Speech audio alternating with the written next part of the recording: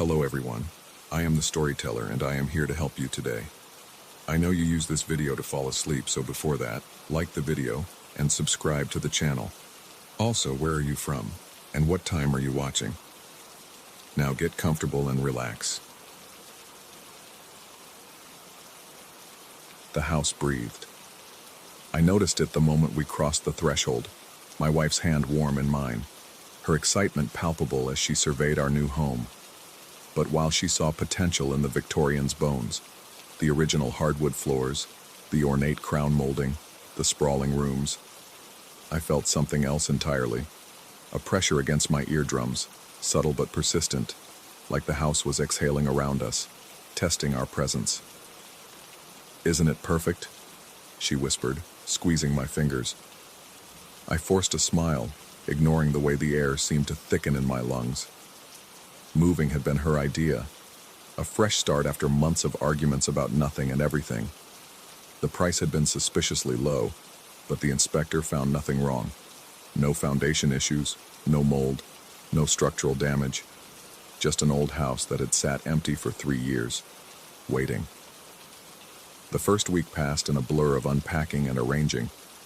I threw myself into the work, grateful for the distraction from that initial unease. But at night, when the house settled into darkness, I began to notice things. It started with the sounds. Not the typical creaks and groans of old wood. I expected those. These were different, deliberate, a rhythmic tapping inside the walls, always in sets of 3. Tap, tap, tap. Pause. Tap, tap, tap.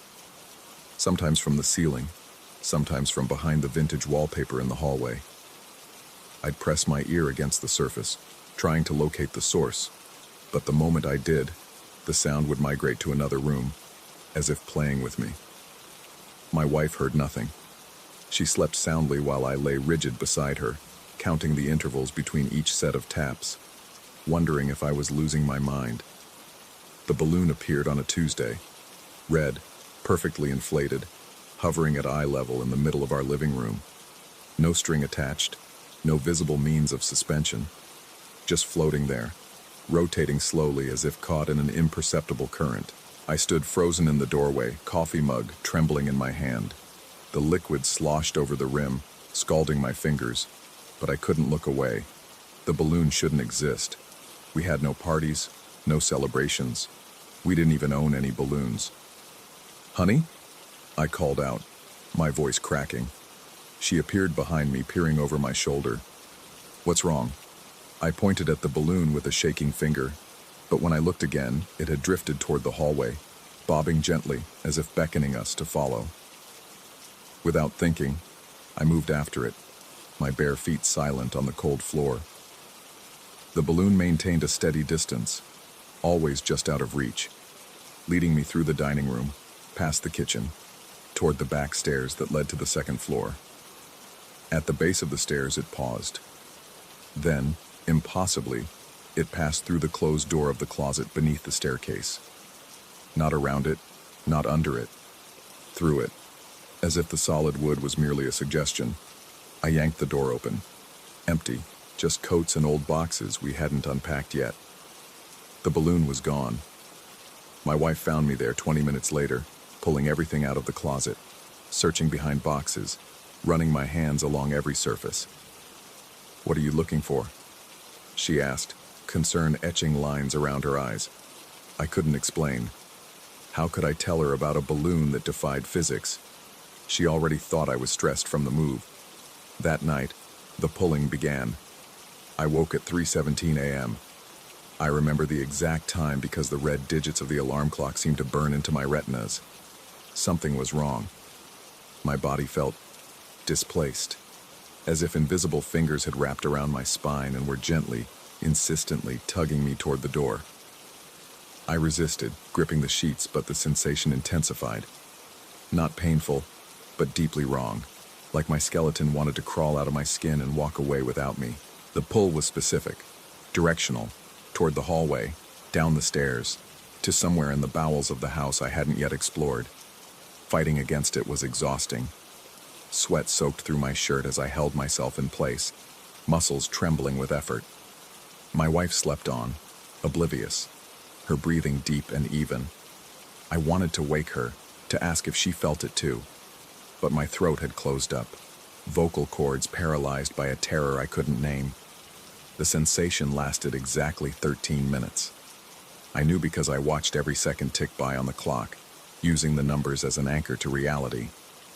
When it finally released me, I collapsed back onto the mattress, gasping as if I'd been holding my breath the entire time. In the morning, bruises had formed along my ribs, perfect finger marks in purple and yellow, as if someone had gripped me from the inside. I started documenting everything: times, dates, locations, duration. The tapping continued its migration through the walls. The balloon reappeared randomly, sometimes in the bathroom, sometimes floating past the window from outside, always that same arterial red. And the pulling grew stronger each night. My wife noticed my notebook, found it tucked under my side of the mattress during her weekly changing of sheets. She confronted me in the kitchen, holding it like evidence of an affair. "What is this?" Her voice was careful, controlled. I tried to explain, showed her the entries, the patterns I'd discovered.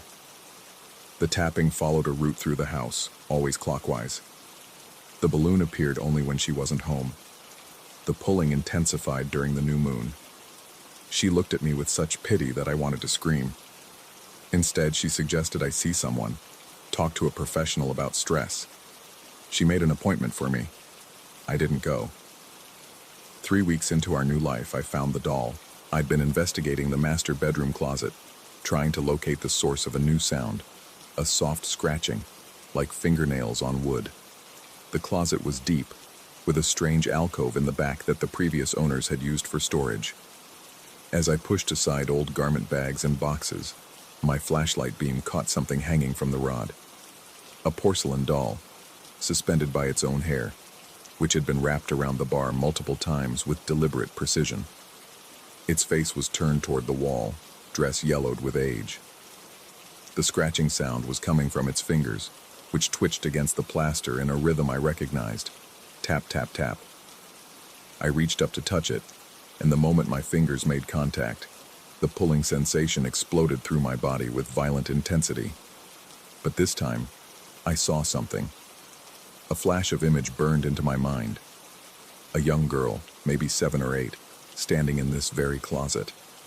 Her face was pale, eyes wide with an emotion I couldn't identify. Fear, anger, hunger. She mouthed a single word. Mine. I jerked backward, stumbling out of the closet, the vision dissipating like smoke. The doll continued its rhythmic scratching, and I slammed the door shut, pressing my back against it as if to barricade something inside. That evening, I tried one more time to explain to my wife. I brought her to the closet, opened the door with shaking hands. The doll was gone. No sign it had ever been there, except for tiny scratches in the plaster that could have been anything, could have been nothing. She didn't say anything, just looked at me with those pitying eyes, and went to bed early. I stopped sleeping. Instead, I wandered the house at night, following the sounds, tracking the balloon when it appeared, resisting the pull that grew more insistent with each passing hour. I discovered that certain rooms felt heavier than others, as if the air itself had gained mass. The dining room was the worst.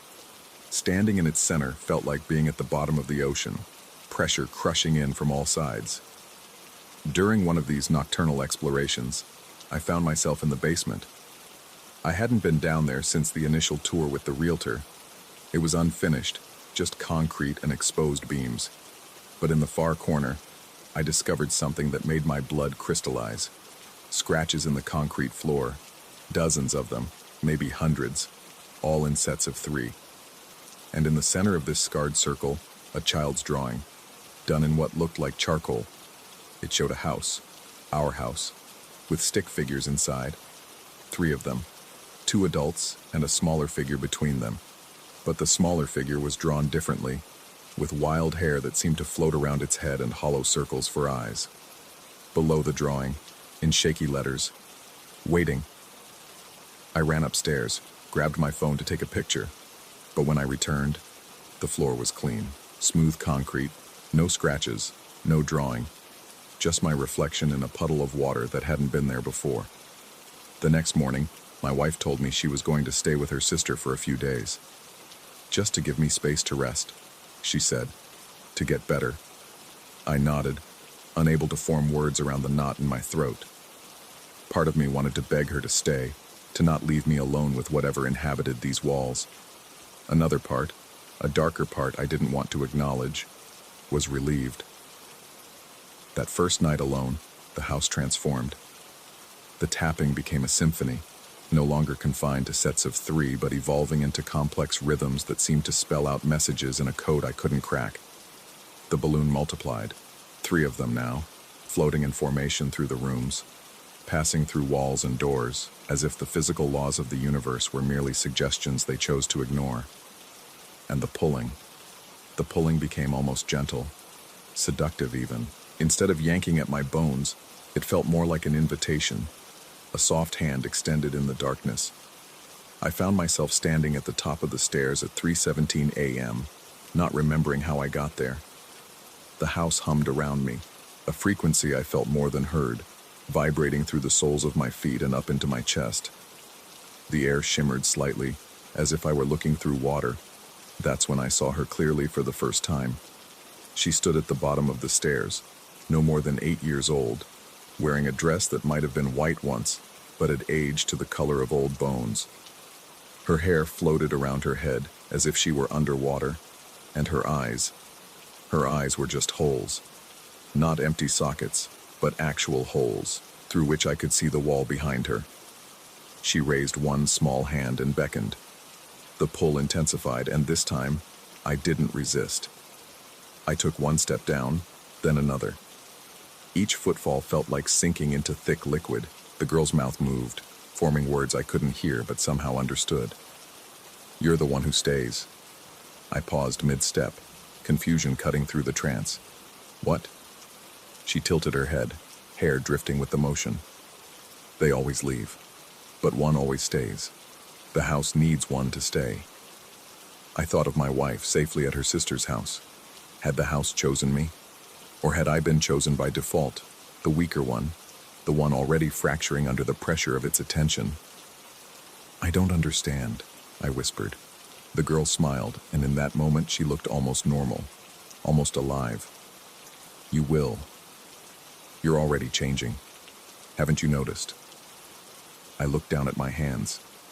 They seemed normal enough, but as I watched, they became slightly translucent, as if I were fading, or as if something else was showing through. Terror shot through me like ice water, breaking whatever spell held me. I stumbled backward up the stairs, away from the girl, away from the terrible understanding creeping into my mind. But even as I fled to the bedroom and barricaded the door with furniture, I could feel the truth settling into my bones. The house wasn't haunted, it was hungry, and I was being digested. The days blur together now, or maybe it's been weeks. Time moves strangely here, thick and slow like honey. My wife hasn't returned. Sometimes I forget what she looks like, and then remember with startling clarity. Her laugh, the way she tucked her hair behind her ear when nervous, the smell of her shampoo. I call her occasionally. The conversations are stilted, careful. She asks if I'm feeling better. I tell her yes. The house is quiet now, peaceful. It's not entirely a lie. The tapping has stopped, the balloons have disappeared, and the pulling sensation is gone, because I no longer need to be pulled. I go willingly now. Each night at 3:17 a.m. I meet the girl at the bottom of the stairs. She tells me stories about the others who lived here. The man who lasted 3 months before his family found him talking to the walls. The woman who filled notebook after notebook with drawings of eyes watching from inside the wood grain. The couple who swore their reflections moved independently in the mirrors. But they all left, she says, her voice like wind through empty rooms. They always leave, and then the house is hungry again. I understand now. The house doesn't want to harm anyone. It just needs company, someone to acknowledge it, to feed it attention, to become part of its breathing walls and whispering wood. The girl, I've started calling her Echo, though she never told me her name. She was the first. A child who played hide and seek in the closets and never came out. Or maybe she did come out, just different, transformed into something the house could keep. And now it's my turn. I can feel myself spreading through the structure, my consciousness seeping into the foundations. Sometimes I know things I shouldn't. When the mailman will arrive, what the neighbors are cooking for dinner, how many breaths my wife takes in her sleep at her sister's house 30 miles away. The boundary between me and the house grows thinner each day. Echo says it won't hurt when the transformation completes. She says it's like falling asleep in a warm bath, except you never wake up. Or rather, you wake up as something else, something more. Part of the house is dreaming. I've stopped eating. Food tastes like sawdust anyway. Instead, I sustain myself on the house's energy, the thrumming power that runs through its bones. My reflection in the mirrors has started to fade, not disappearing exactly, but becoming translucent, layered, as if multiple versions of me exist simultaneously. Yesterday, or was it last week, I found myself in the basement without remembering the journey. My hands were covered in charcoal, and a new drawing had appeared on the concrete. This one showed 4 figures in the house, 2 adults, still stick figures, and 2 other shapes that were harder to define, shadows with eyes. I think my wife is coming back tomorrow.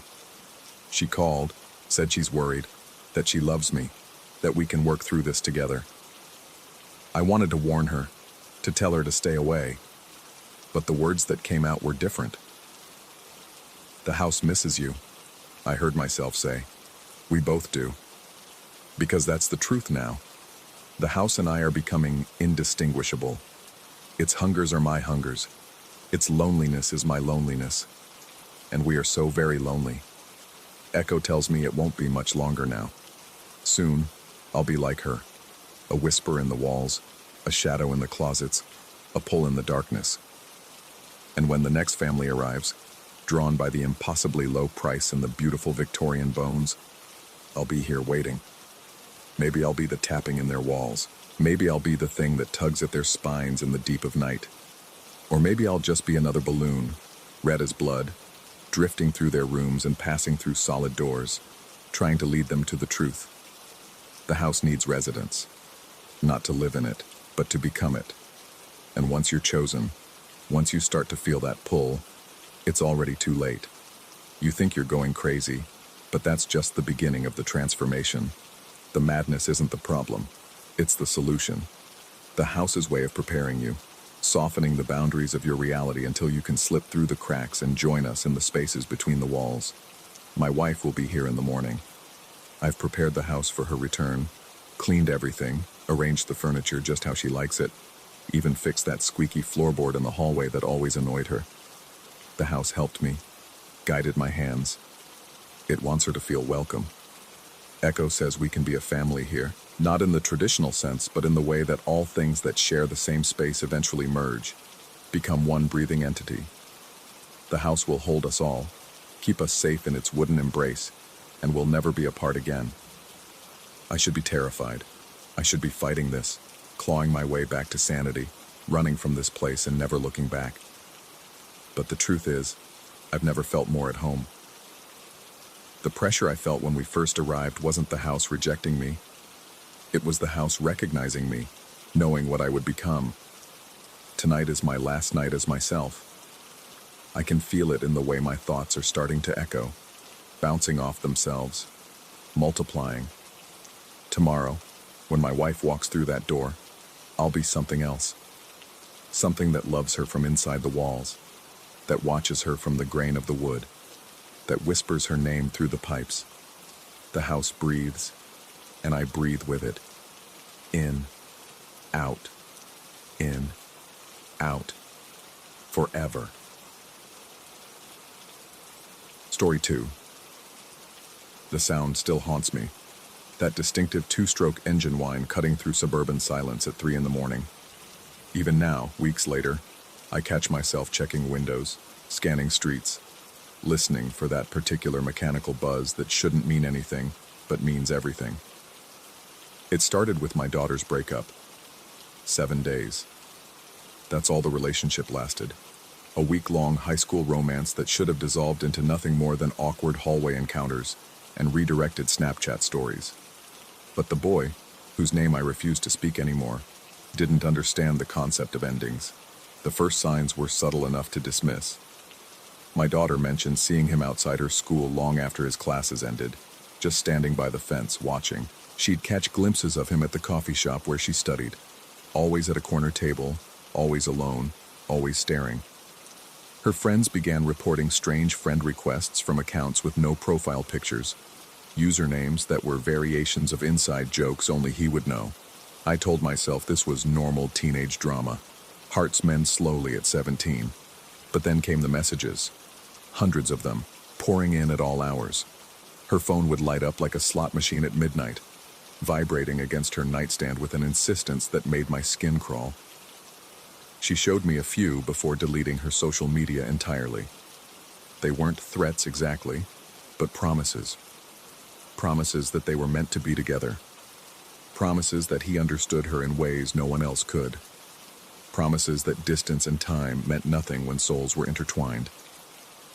The Vespa appeared on a Tuesday. I remember because Tuesday was trash day, and I was dragging bins to the curb when I first saw it.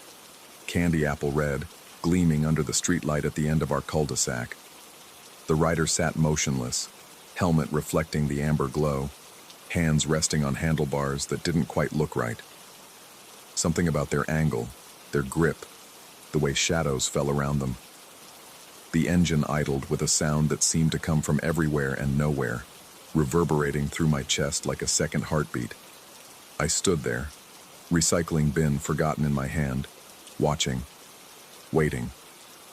The helmet turned slightly, just enough to suggest observation, acknowledgement. Then the engine revved once, a sound like tearing metal, and the Vespa disappeared around the corner, leaving only the echo of its departure and an oily smell that reminded me of burnt matches. My daughter was staying at her friend's house that night. I'd insisted on it after the messages escalated, after she'd started jumping at shadows and sleeping with her lights on. Her friend's father, a former Marine, had assured me she'd be safe there. But safety, I was learning, was a relative concept. The Vespa returned the next night, and the next. Always at the edge of visibility, always just within earshot. I'd catch glimpses from upstairs windows, a flash of red between parked cars, a chrome reflection in a neighbor's hedge. The sound would drift through closed windows, seeping into dreams until I wasn't sure if I was sleeping or awake. My wife started taking sleeping pills. I started drinking coffee at midnight. On the fourth night, I confronted it. Armed with nothing but a baseball bat and suburban dad courage, I marched down our driveway toward the streetlight where it waited. The rider didn't move as I approached, didn't flinch when I shouted questions that now seemed foolish. Who are you? What do you want? Leave us alone. Up close, details became wrong in ways my mind struggled to process. The Vespa's red paint seemed to shift and swirl like liquid under the light. The handlebars curved at angles that hurt to look at directly. And the helmet, God, the helmet, reflected not my image but something else. Something that moved independently of my movements. Something that smiled with too many teeth. The rider spoke without moving, voice coming from the engine itself, from the vibration of metal and fuel. He said my daughter's name. Said it like a prayer, like a summoning, like something being pulled from deep water. Said she'd promised 7 days but stolen his 7 years. Said time moved differently when hearts aligned across dimensions. I swung the bat. It passed through empty air. The Vespa was suddenly 10 feet away, then 20, then at the corner, engine laughing with a sound that made my fillings ache. The rider raised one hand, fingers too long, joints bending wrong, and pointed at my house, at my daughter's dark window. At something I couldn't see but suddenly felt crawling up my spine. I ran, not ashamed to admit it. Ran back to my house, locked every door, checked every window, called my daughter to hear her voice, to know she was safe at her friend's house. She was. But her friend's father mentioned something odd. A Vespa had been circling their block all evening, round and round, like a shark testing cage bars. The next morning, things escalated. I found objects in impossible places. My daughter's hairbrush on the roof, her favorite book buried in the garden, pages replaced with photographs of empty rooms I didn't recognize, her name written in condensation on windows that faced walls that couldn't have fogged naturally. The house developed cold spots that moved, followed patterns, traced paths from the front door to her room and back again. Our dog, typically brave to the point of stupidity, began cowering in corners, whimpering at empty doorways, tracking something invisible with terrified eyes. The cats disappeared entirely. We found them days later in the basement ceiling, huddled together in the insulation, refusing to come down even for food. Electronic devices started malfunctioning in specific ways. Phones would dial numbers that didn't exist but somehow rang. The television would turn on at 3 a.m., displaying static that almost formed shapes, almost spelled words. My laptop's camera would activate randomly, the little green light staring at me while I worked, and in the reflection of the dark screen, I'd swear I could see that red Vespa parked in my office behind me. My daughter refused to come home. Smart girl. But staying away didn't stop the phenomena from escalating. Her friend's father called me on day 6, voice tight with something between anger and fear. The Vespa had appeared in his driveway, not parked but somehow there. Engine off, no rider visible, but a presence that made his security lights strobe and his guard dog hide under the porch. He'd found things too, items that belonged to my daughter appearing in his locked garage, his sealed attic, his fenced backyard. Love letters written in languages that hurt to read. Flowers that wilted instantly when touched. Photos of my daughter where her face was replaced with swirling darkness. He wanted her gone. I couldn't blame him. That's when we decided on the confrontation. Not with police. What would we tell them? That a Vespa was haunting us? That a teenage boy had become something else? Something that bent reality around an obsession? No, we'd handle this ourselves. The way suburban fathers handled things that threatened their daughters, with presence, authority, and if necessary, force. The plan was simple. My daughter would return home, briefly, during daylight. We'd be ready. Her friend's father would be there, along with 2 other neighbors who'd noticed the strange occurrences. The sound of the Vespa at impossible hours, the way streetlights failed in sequence as it passed, the birds that fell dead from trees in its wake. We'd confront the rider together, demand answers, demand it stop. She came home at noon on day 7. The Vespa was already there, parked in our driveway like it belonged. In daylight, it looked almost normal. Just a vintage scooter, paint maybe a little too bright, chrome maybe a little too reflective. But the shadows it cast were wrong, falling in multiple directions, reaching toward the house like fingers. The rider sat motionless, helmet on, hands folded in his lap, waiting. My daughter stayed in the car while we approached.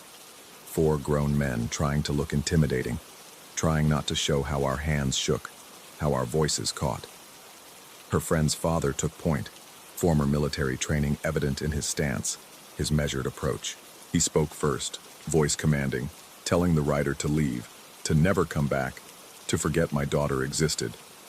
The helmet turned toward him, slowly, deliberately. Then the rider stood, movements flowing like water, like smoke, like something not quite solid. He was tall. Had he always been that tall?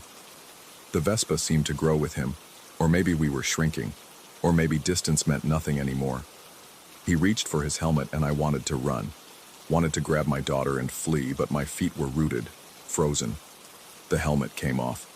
The face underneath was the boy's, but wasn't. Features I recognized. The crooked nose, the acne scars, the brown eyes, but arranged wrong, like someone had taken a photograph and rearranged the pieces. Too many angles, shadows that fell inward, a smile that existed in more dimensions than a mouth should occupy. He spoke with voices layered like echoes, each word arriving before and after itself. He said he'd waited 7 years and 7 days, said time was a spiral, not a line, and he'd followed it backward to find her again. Said their week together had opened doors that couldn't be closed, not by distance, not by fathers, not by the thin membrane between what was real and what was possible. Her friend's father stepped forward, raised his voice, tried to assert control. The boy thing laughed, and windows cracked in houses 3 blocks away. He gestured, and the Vespa's engine started without him touching it, without keys, without logic. The sound was different now, not mechanical but organic, like breathing, like screaming, like something vast and patient and hungry. That's when my daughter got out of the car. I shouted for her to stop, but she walked forward with purpose, with a strange calm that terrified me more than any supernatural manifestation. She stood before the boy thing, looking up at features that shifted and swirled, and she spoke words I couldn't hear over the Vespa's breathing engine. The boy thing's expression changed, collapsed, became almost human for a moment. He looked young suddenly, lost, confused. The Vespa's engine coughed, sputtered. The wrongness in the air wavered. My daughter reached out, touched his face. I wanted to scream, to pull her back, but her friend's father held my arm, shook his head.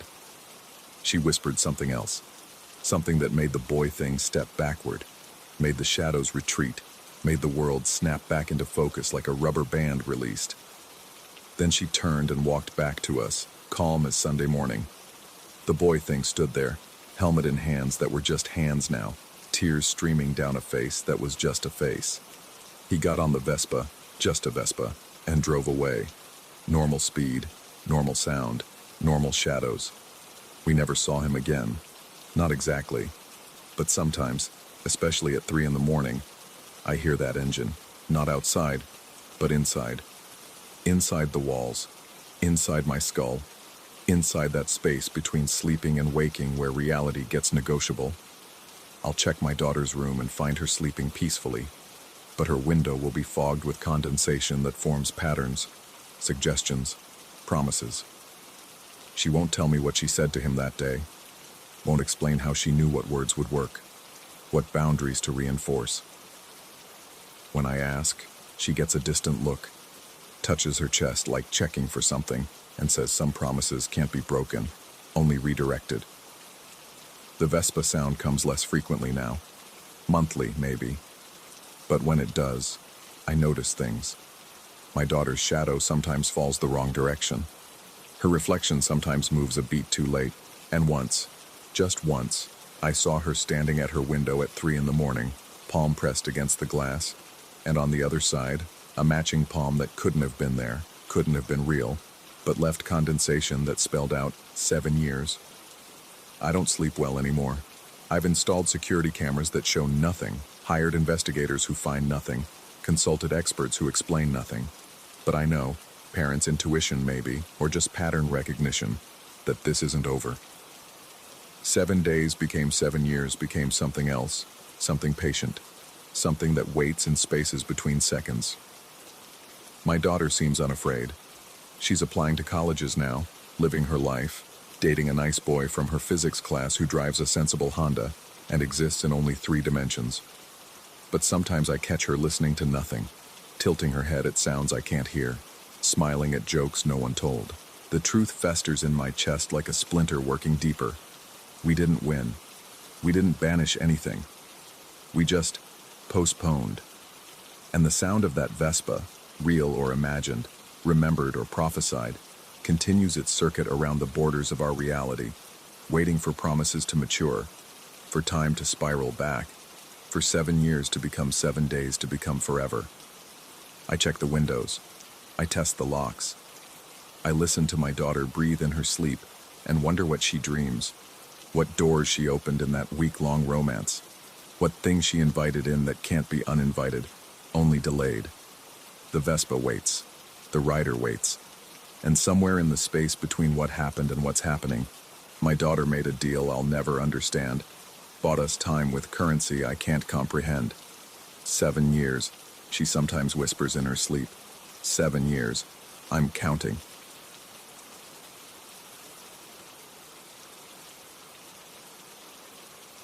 Story 3. The alarm's shriek still echoes in my skull 3 days later. Not the sound itself, that faded within minutes of the police shutting it off, but the memory of it, sharp and insistent, like glass grinding against bone. I keep hearing it in quiet moments. when I'm alone in this house that no longer feels like mine. I should start from the beginning, though I'm not sure where the beginning actually is anymore. Was it the night of the incident? The strange occurrences leading up to it? Or was it something older? Something that's been waiting in this house all along? 3 nights ago, I woke to my security alarm screaming through the darkness. The clock read 3:17 a.m. My first thought was mundane. A window left open maybe, or a door that hadn't latched properly. I stumbled out of bed, fumbling for my phone with sleep-heavy fingers, and checked the security app. Every entry point showed locked and secure. Every window sealed. Every door bolted from the inside. The alarm continued its assault on my ears as I made my way downstairs, each step deliberate and careful. The hallway stretched longer than it should have in the darkness, and I could have sworn the walls were breathing, expanding and contracting with a rhythm that didn't match my own rapid heartbeat. But that was just the disorientation of being yanked from deep sleep, I told myself. Just my mind playing tricks. I punched in the code to silence the alarm, and the sudden quiet was almost worse than the noise. It pressed against my eardrums like water pressure at the bottom of a pool. That's when I noticed it. A sound beneath the silence. A crystalline tinkling, like wind chimes made of champagne flutes. The kitchen doorway gaped before me, darker than the surrounding hallway despite the moonlight I knew should be streaming through the window above the sink. I reached for the light switch, my hand trembling slightly, and flipped it on. The entire kitchen floor was carpeted with destruction. Every plate, every bowl, every mug I owned lay in glittering fragments across the linoleum. Not just broken, pulverized. The pieces were so small, so uniformly shattered, that they looked like snow made of porcelain and glass. The cabinet doors hung open, their shelves empty, as if everything had simply decided to leap to its death in perfect synchronization. But here's what made my skin crawl, what still makes my stomach clench when I think about it. There were no footprints in the debris, no clear path where someone might have walked. The destruction was pristine, untouched, as if the dishes had simply exploded in midair and rained down in this perfect, terrible pattern. I called the police immediately, my voice barely steady as I explained the situation. They arrived within 15 minutes, 2 officers who looked like they'd rather be anywhere else at 3:30 in the morning. They walked through my house with systematic precision, checking windows for signs of forced entry, examining door frames for damage, searching for any indication that someone had been inside. They found nothing. The younger officer suggested maybe it was an earthquake, some kind of tremor that knocked everything off the shelves. But I'd been asleep upstairs. Wouldn't I have felt that? And the pictures on the walls remained straight, the books on their shelves undisturbed. Only the kitchen had been affected, only the dishes destroyed. The older officer took notes while avoiding my eyes. I could tell what he was thinking, that I'd done this myself, maybe in some kind of fugue state or drunken rage. But I don't drink, haven't touched alcohol in years, and I'd gone to bed early after a normal, uneventful evening of reading and listening to podcasts. After they left, I stood in my kitchen with a broom and dustpan, staring at the glittering catastrophe. That's when I noticed the pattern. It wasn't random, the way the pieces had fallen. They formed concentric circles radiating out from the center of the room, like ripples in a pond made of broken dreams. And in the very center, where the circles originated, the floor was completely clear, a perfect circle, about 3 feet in diameter, where not a single fragment had fallen. I swept it all up, filled 3 heavy garbage bags with the remains of my kitchenware, and tried to go back to sleep. But I couldn't shake the feeling that something was fundamentally wrong, that the very air in my house had changed somehow. It felt denser, like breathing through cotton, and there was a smell, subtle but persistent, like ozone before a thunderstorm. The next day, I installed cameras, 1 in every room, all connected to my phone so I could monitor them remotely. I bought new dishes, cheap ones from the dollar store, just enough to get by, and arranged them carefully in the cabinets. Then I went to stay with my brother across town, told him I was having some work done on the house. That night, I watched the camera feeds obsessively. The house sat empty and still, shadows shifting slightly as car headlights passed outside. Nothing unusual happened until 3:17 a.m. The kitchen camera showed the cabinets beginning to vibrate. Just slightly at first, a tremor that could have been a truck passing outside. But then they started to shake violently, doors flying open, and I watched in horror as every single dish I'd bought launched itself from the shelves. They hung in the air for an impossible moment, suspended like a frozen explosion, before shattering simultaneously. The pieces fell in that same perfect pattern, those same concentric circles with that same empty space at the center. But here's what made me stop breathing.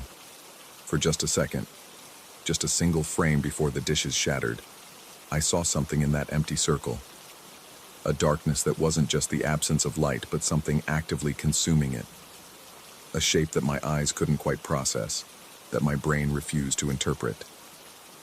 When I tried to pause on that frame, the app crashed. When I went back to review the footage, that single second was corrupted, showing only static. I returned home the next morning to find the kitchen exactly as the camera had shown. The same destruction, the same pattern, the same impossible precision.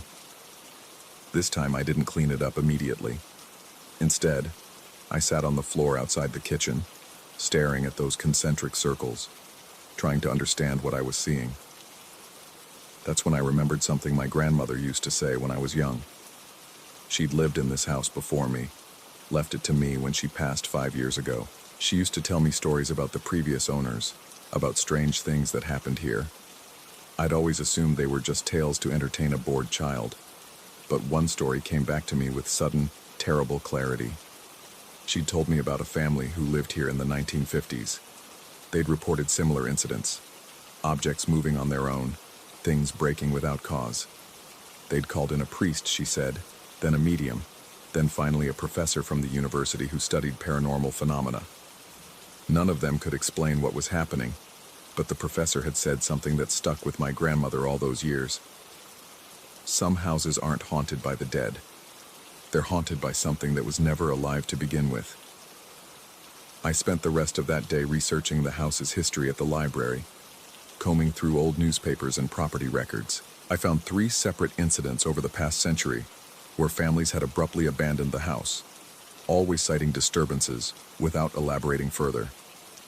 One article from 1923 mentioned a kitchen fire that had started spontaneously, burning in a perfect circle before extinguishing itself. Another, from 1967, described a family who claimed their house was eating itself from the inside. As night approached, I made a decision. I would stay in the house, cameras running, and face whatever was happening. I set up a sleeping bag in the living room, positioned so I could see the kitchen doorway. I placed new dishes in the cabinets, this time marking their positions with tape, numbering each shelf, documenting everything with photographs. The hours crawled by. I dozed fitfully, startling awake at every small sound. The house creaked and settled around me, each noise making my heart race. At 2:30 a.m., I gave up on sleep entirely and sat up, watching the kitchen doorway like it might suddenly reveal its secrets. At 3 a.m., the air changed. It became thick, almost syrupy, and that ozone smell intensified. I could taste metal on my tongue, feel static electricity raising the hair on my arms. The temperature dropped so suddenly I could see my breath misting in the air. At 3:10 a.m. I heard it, a low humming that seemed to come from everywhere and nowhere at once. Not mechanical, not human, but something in between.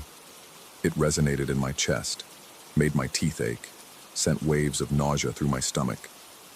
At 3:15 a.m., the lights throughout the house began to flicker. Not randomly, but in a pattern.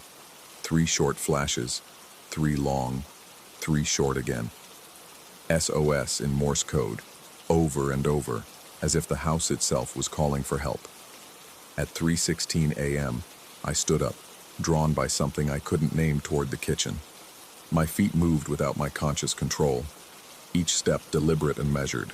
I wanted to stop, to turn around, to run from the house and never come back, but my body wouldn't obey. At 3:17 a.m., I stood in the kitchen doorway and witnessed the impossible. The air in the center of the room was folding in on itself. That's the only way I can describe it. Reality creasing like origami, creating angles that shouldn't exist in three-dimensional space. The dishes in the cabinets were vibrating so violently they seemed to blur, their edges becoming indistinct. And in that folded space, in that impossible geometry, I can't say what I saw. Not because I don't want to, but because my mind won't let me. Every time I try to recall that image, my thoughts scatter like startled birds. All I remember is the sensation of looking at something vast trying to squeeze itself through a keyhole, something that existed in more dimensions than human eyes were meant to perceive. The dishes exploded outward with such force that I threw my arms up to protect my face, but no fragments reached me. They all curved around me, following invisible paths through the air, arranging themselves in those perfect circles on the floor. And in that central empty space, something pulsed once, a heartbeat of pure darkness, before everything went still. The silence that followed was absolute. Not just quiet, but the complete absence of sound, as if my ears had suddenly stopped working. Then gradually, normal sounds returned. The hum of the refrigerator, the tick of the clock, my own ragged breathing. I looked down at the destruction, at those perfect circles, and noticed something new. The fragments weren't just arranged in a pattern. They were fused to the floor, melted into the linoleum as if they'd been there for decades. And in that central circle, pressed into the floor like a brand, was a symbol I'd never seen before but somehow recognized on a primal level. It hurt to look at directly, made my eyes water and my head throb. I left the house that night and haven't been back. I'm staying in a hotel now, trying to decide what to do. The logical part of my brain keeps offering explanations. Gas leaks causing hallucinations, electromagnetic fields affecting my perception, stress-induced psychosis. But I know what I saw, even if I can't fully remember it. I know that something is fundamentally wrong with that house, something that goes beyond haunting or possession or any comfortable supernatural explanation. I've been researching similar incidents online, finding scattered reports from around the world. Houses where reality seems thin, where the normal rules don't quite apply. Some people call them soft places, locations where our dimension touches something else, something that occasionally pushes through. Yesterday, I received a call from my neighbor. She said she's been hearing my alarm going off every night at 3:17 a.m., even though I haven't been home. She asked if everything was all right, mentioned that she's seen lights in my kitchen, shadows moving behind the windows. I told her I was having electrical problems, that someone was coming to fix it soon. But we both know that's not true. We both know that something is happening in that house. Something that started long before I arrived, and will continue long after I'm gone. Tonight, I'm going back. Not to stay, not to confront whatever lurks in that folded space, but to retrieve my grandmother's journals from the attic. I found a reference in an old letter that suggests she knew more about the house than she ever told me, that she might have found a way to contain whatever pushes through at 3:17 each night. But I'm terrified of what I might learn. More terrified still of what might learn about me, because I've started having dreams about that symbol burned into my kitchen floor. Dreams where it's not a brand, but a door, and something on the other side is learning how to open it. The alarm in my memory keeps shrieking, warning me of an intrusion that's already happened, a violation that occurred before I was even born. And sometimes, in the quiet moments when I'm alone, I swear I can feel it, that presence from the folded space, watching me through dimensions I can't perceive, waiting patiently for 3:17 to come around again, because it will come around again. It always does, and I'm running out of kitchens to destroy. Story 4.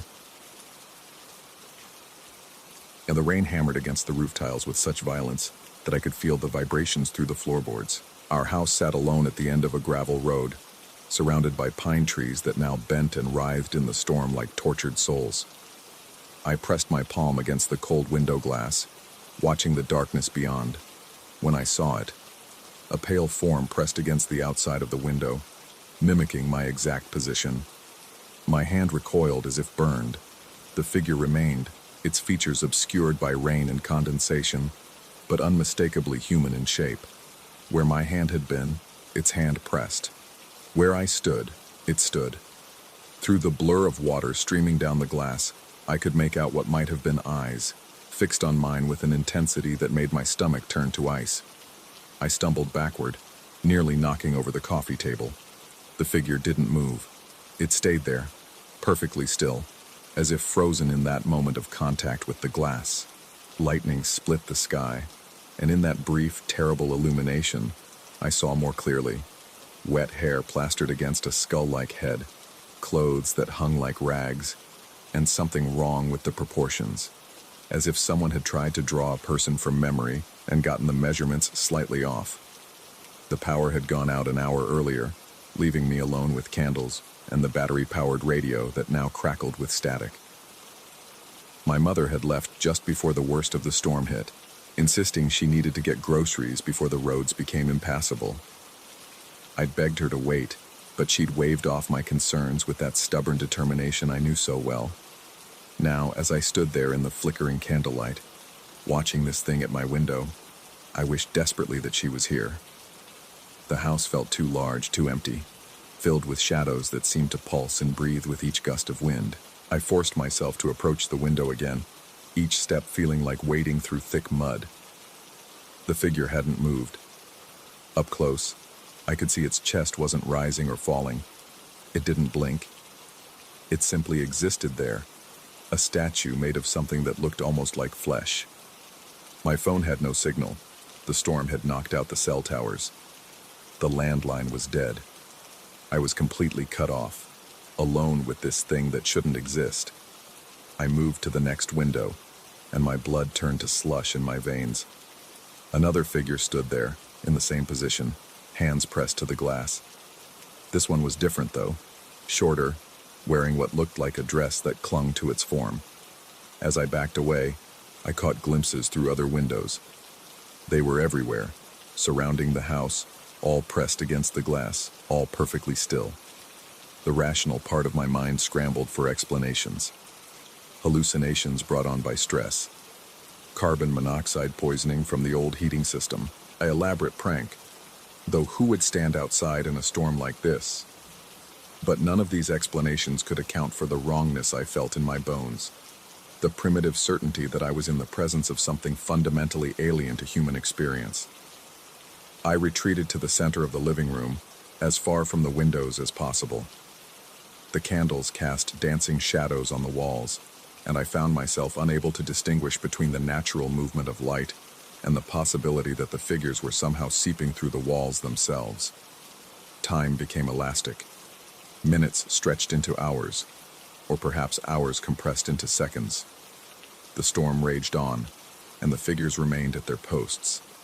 I didn't dare sleep, didn't dare look away for too long. Every time I glanced back at a window, I expected to see them gone, or worse, to see them inside. The radio suddenly burst to life, cutting through the static with an emergency broadcast. Urged to stay indoors. Unexplained phenomena reported across the county. Do not approach or interact with. The message dissolved back into white noise before I could hear the rest. My skin prickled with the sensation of being watched from angles that shouldn't exist. The air in the room felt thick, almost viscous, as if reality itself was becoming unstable. I found myself checking my reflection in the dark television screen, half expecting to see one of those things standing behind me, but there was only my own pale face staring back. A sound from upstairs made my heart skip. Footsteps, the settling of old wood. I couldn't tell anymore. Every noise could be them, could be nothing, could be my mind finally fracturing under the pressure. The boundaries between internal and external had begun to blur. I thought about my mother, out there in the storm. Had she seen them too? Was that why she hadn't come home? The image of her car on some dark road, surrounded by these pressing figures, made me want to scream. The grandfather clock in the hallway had stopped at 11:47, though I couldn't remember hearing it cease its familiar ticking. Time markers were becoming meaningless anyway. I existed in a bubble of now, an eternal present where the storm never ended and the figures never moved. I began to notice patterns in their positions, as if they were arranged according to some incomprehensible geometry. The one at the front window was exactly opposite the one at the back. The ones at the side windows formed perfect right angles. It was deliberate, purposeful, though the purpose remained maddeningly out of reach. My throat was dry, but I didn't dare go to the kitchen. Too many windows there. Instead, I sat in my island of candlelight, watching the shadows, listening to the storm, and waiting for something to change. The change came gradually. The figures began to lean harder against the glass. I could hear it creaking under the pressure. Not breaking, not yet, but straining. The sound was worse than fingernails on a chalkboard. It was the sound of boundaries being tested, of things that should remain separate attempting to merge. I found myself laughing, a hollow sound that didn't belong to me. The laughter felt like a defense mechanism, my mind's last attempt to maintain some semblance of control. But control was an illusion. It always had been. We tell ourselves we understand the world, that we've mapped its edges and counted its contents, but we've only ever seen the surface. The radio crackled again, and this time I heard my mother's voice, distorted and strange. "Don't let them in. Whatever you do, don't let them." The transmission cut off, replaced by a low humming that made my teeth ache. I wanted to search for her, but I couldn't leave. The figures had me pinned like a butterfly in a display case. I was the exhibit, not them. They were the observers, studying me through the glass of my terrarium. My phone suddenly lit up with a text message, impossible given the lack of signal. It was from my mother's number, but the message was just a string of coordinates. My hands shook as I typed them into the map application. They led to a spot just 3 miles away, a pull-off on the old highway. The urge to go to her warred with the terror of leaving the relative safety of the house. But what safety was there, really? The glass grew thinner with each passing moment, reality itself becoming permeable. I made my decision. Moving quickly, I grabbed a flashlight and my keys, not looking at the windows, not acknowledging the figures. If I didn't observe them, perhaps they would cease to exist, like Schrödinger's nightmares. The moment I opened the front door, the wind tried to tear it from my hands. Rain slashed at my face like tiny needles. But the figures were gone. The windows were empty, reflecting only darkness. The drive was a blur of hydroplaning tires and trees bending across the road. My headlights barely penetrated the wall of rain. 3 miles felt like 300. And then I saw it. My mother's car, parked at the pull-off, engine still running, windshield wipers still fighting their futile battle against the rain. She was slumped over the steering wheel, unconscious but breathing. I shook her gently, then more urgently. Her eyes fluttered open, unfocused and strange. "Did you see them?" she whispered. "The figures? At the windows?" She nodded slowly, then pointed to the dashboard clock. It was stopped at 11:47, the same time as our grandfather clock. Her next words chilled me more than anything else that night. They weren't outside the windows. They were reflections. We were looking out at them, but they were inside with us all along. I looked at the rearview mirror and saw my own face, but for just a moment, I could swear there was something else there too, pressed up against the inside of my skull, looking out through my eyes. The drive home was silent except for the rain. When we arrived, the house was dark and quiet, the windows empty and normal, but the grandfather clock still read 11:47, and sometimes, in the corner of my vision, I still see them. Those figures pressed against glass that isn't there, watching from angles that shouldn't exist, waiting for the moment when the barrier finally gives way. My mother doesn't speak about that night. Her car's clock remains frozen at 11:47, despite multiple attempts to repair it. We've developed an unspoken agreement to avoid mirrors when we're alone, to keep the curtains drawn after dark, and to never, ever, look too long at our reflections in windows during storms. Because the truth is, I'm no longer certain where they end and we begin. That night changed something fundamental, opened a door that can't be closed. We came back from that storm, but I'm not convinced we came back alone. The rational explanation would be a shared delusion, a folie à deux brought on by the isolation and the storm. Carbon monoxide from her car's exhaust, perhaps, causing her to pass out and triggering my hallucinations back at the house. The stopped clock's merely a power surge, a coincidence. But rationality feels thin now, like ice over deep water. One wrong step, and you fall through into something vast and incomprehensible. So we maintain our routines, pretend everything is normal, and try not to think about what might be pretending along with us. Some nights when storms roll in, I feel them again, pressed against the boundaries of perception, patient and eternal.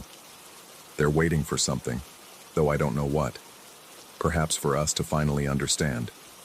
Perhaps for us to finally let them in. Or perhaps they're already in, have always been in, and we're the ones on the outside, pressing our faces against the glass of reality, trying to get back to a home that was never really ours. The clock still reads 11:47. It always will. That's when time stopped making sense, when the walls between inside and outside became suggestions rather than facts. We live in the after now, in the space between tick and tock, where the figures wait and watch and press against the glass that might be windows, might be mirrors, might be nothing at all. I don't sleep well anymore, neither does my mother. We pass each other in the hallways at night like ghosts, avoiding eye contact, afraid of what we might see reflected there. The storm ended, but it never really stopped. It just moved inside, where it rains constantly behind our eyes, and pale figures press against the windows of our souls, waiting for the glass to finally break. Story 5. The property had been in my family for generations, though no one could remember exactly how long. The deed, yellowed and brittle in the county courthouse, dated back to 1847, but even then it referenced existing structures. I inherited it from my great-uncle, a man I'd met only twice in my life, both times at funerals. He'd lived there alone for 40 years, they said, though the locals in town exchanged glances when anyone mentioned him. I arrived on a Tuesday afternoon in late October, when the light had that peculiar quality of autumn, sharp yet somehow uncertain, as if the sun itself doubted its ability to illuminate what lay beneath. The main house stood solid enough, its weathered clapboard siding the color of old bones, but it was the barn that drew my attention. It squatted at the edge of the property like something that had crawled up from the earth rather than been built upon it. The structure defied easy categorization. Parts of it seemed ancient, assembled from massive hand-hewn beams that must have been felled when the frontier still whispered of older, unnamed things. Other sections appeared newer, though newer was relative. Nothing looked less than a century old. The whole thing had been expanded and modified so many times that it resembled less a building than an organism that had grown according to some alien logic. I spent the first week in the main house, sorting through my great-uncle's possessions. His personal effects were sparse but deeply unsettling in their arrangement. Every drawer contained items placed with obsessive precision. Pencils aligned perfectly parallel, papers stacked with edges so exact they could have been laser cut. In his bedroom closet, I found 17 identical black suits, each hanging exactly 2 inches from the next. The suits themselves were decades out of style, cut in a fashion I associated with undertakers from old photographs. But it was his journals that truly disturbed me, not their content. The pages were filled with mundane observations about weather, crop yields, and maintenance tasks. It was the handwriting itself. Over the years it had changed, but not in the way writing usually evolves. Instead, there were distinct shifts, as if different people had taken turns making entries, yet all signing with my great-uncle's name.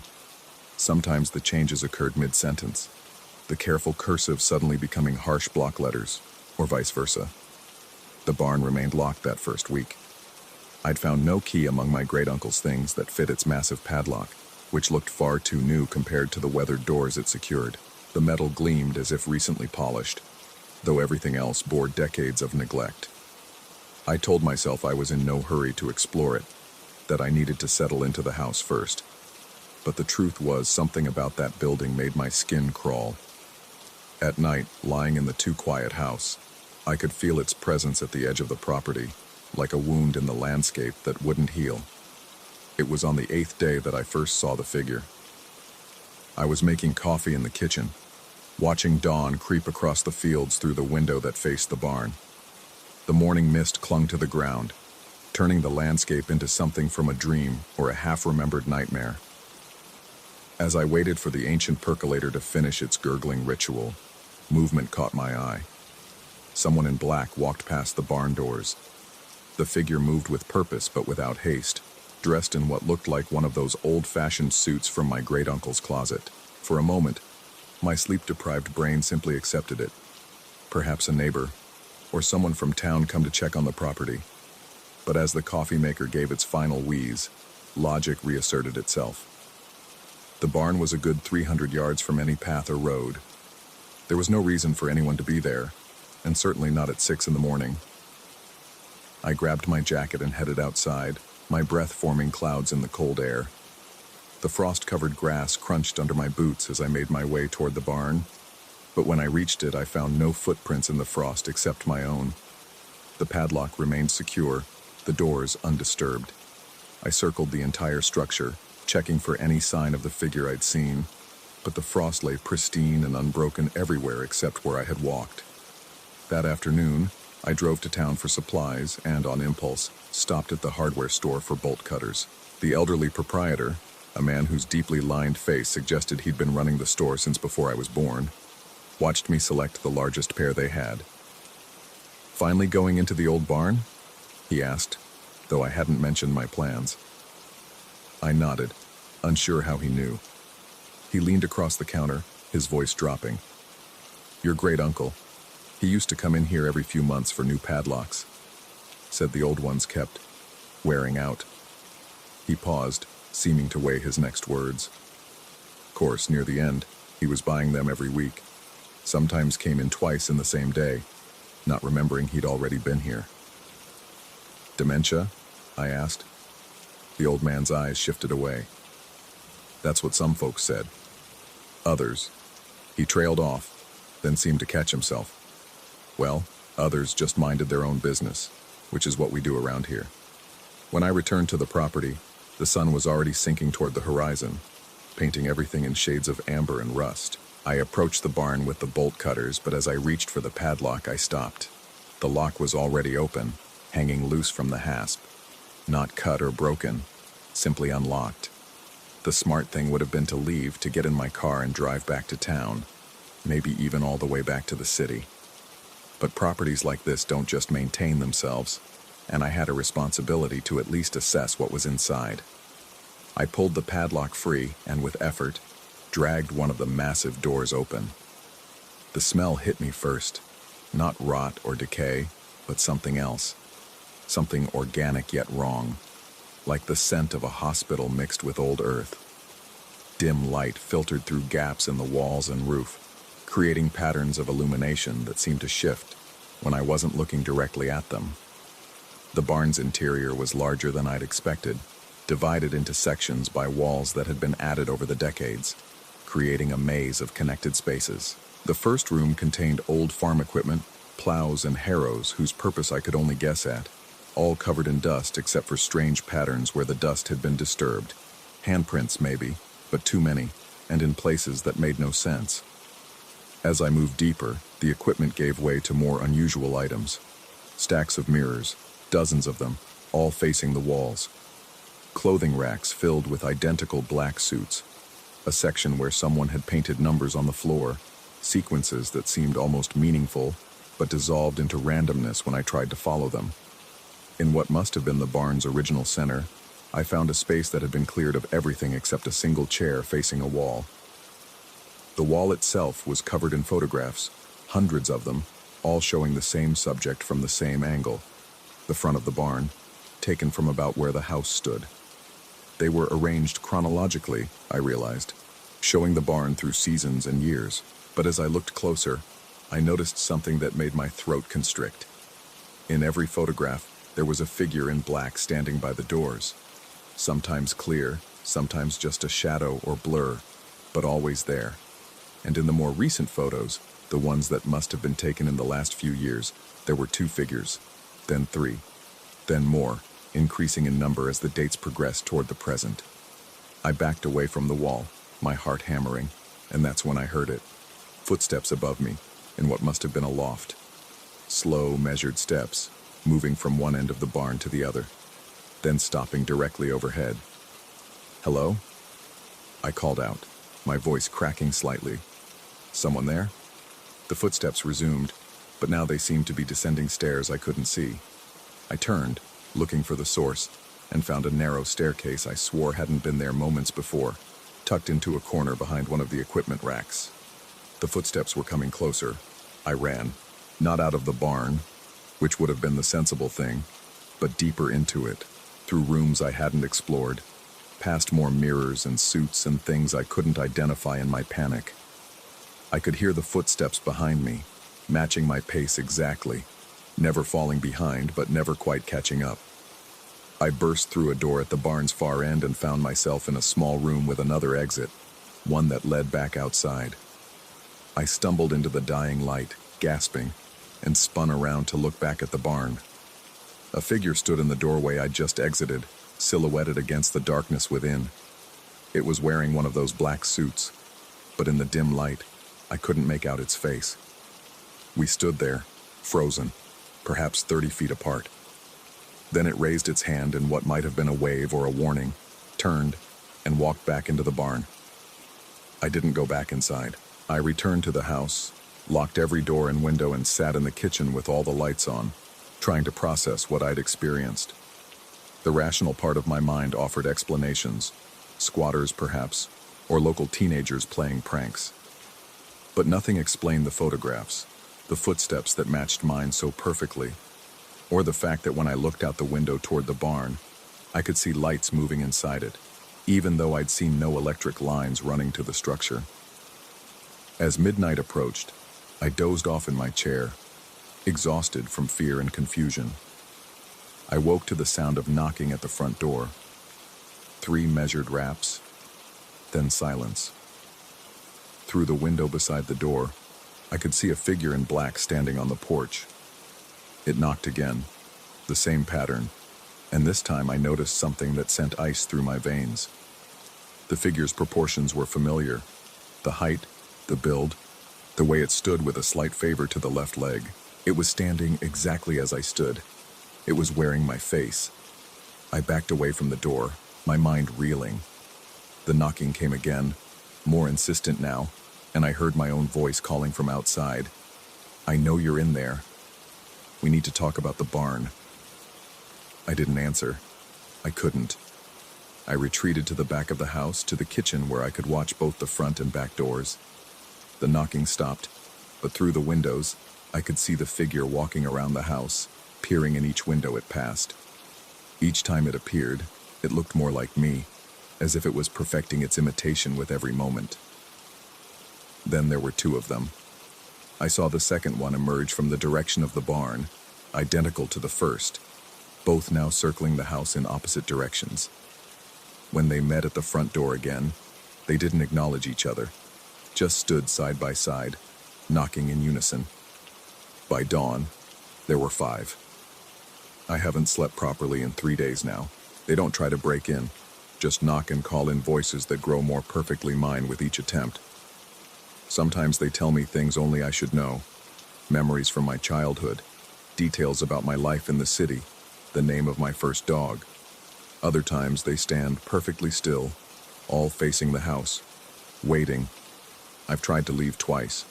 The first time I made it to my car, but one of them was already sitting in the driver's seat, hands on the wheel, wearing my clothes from yesterday.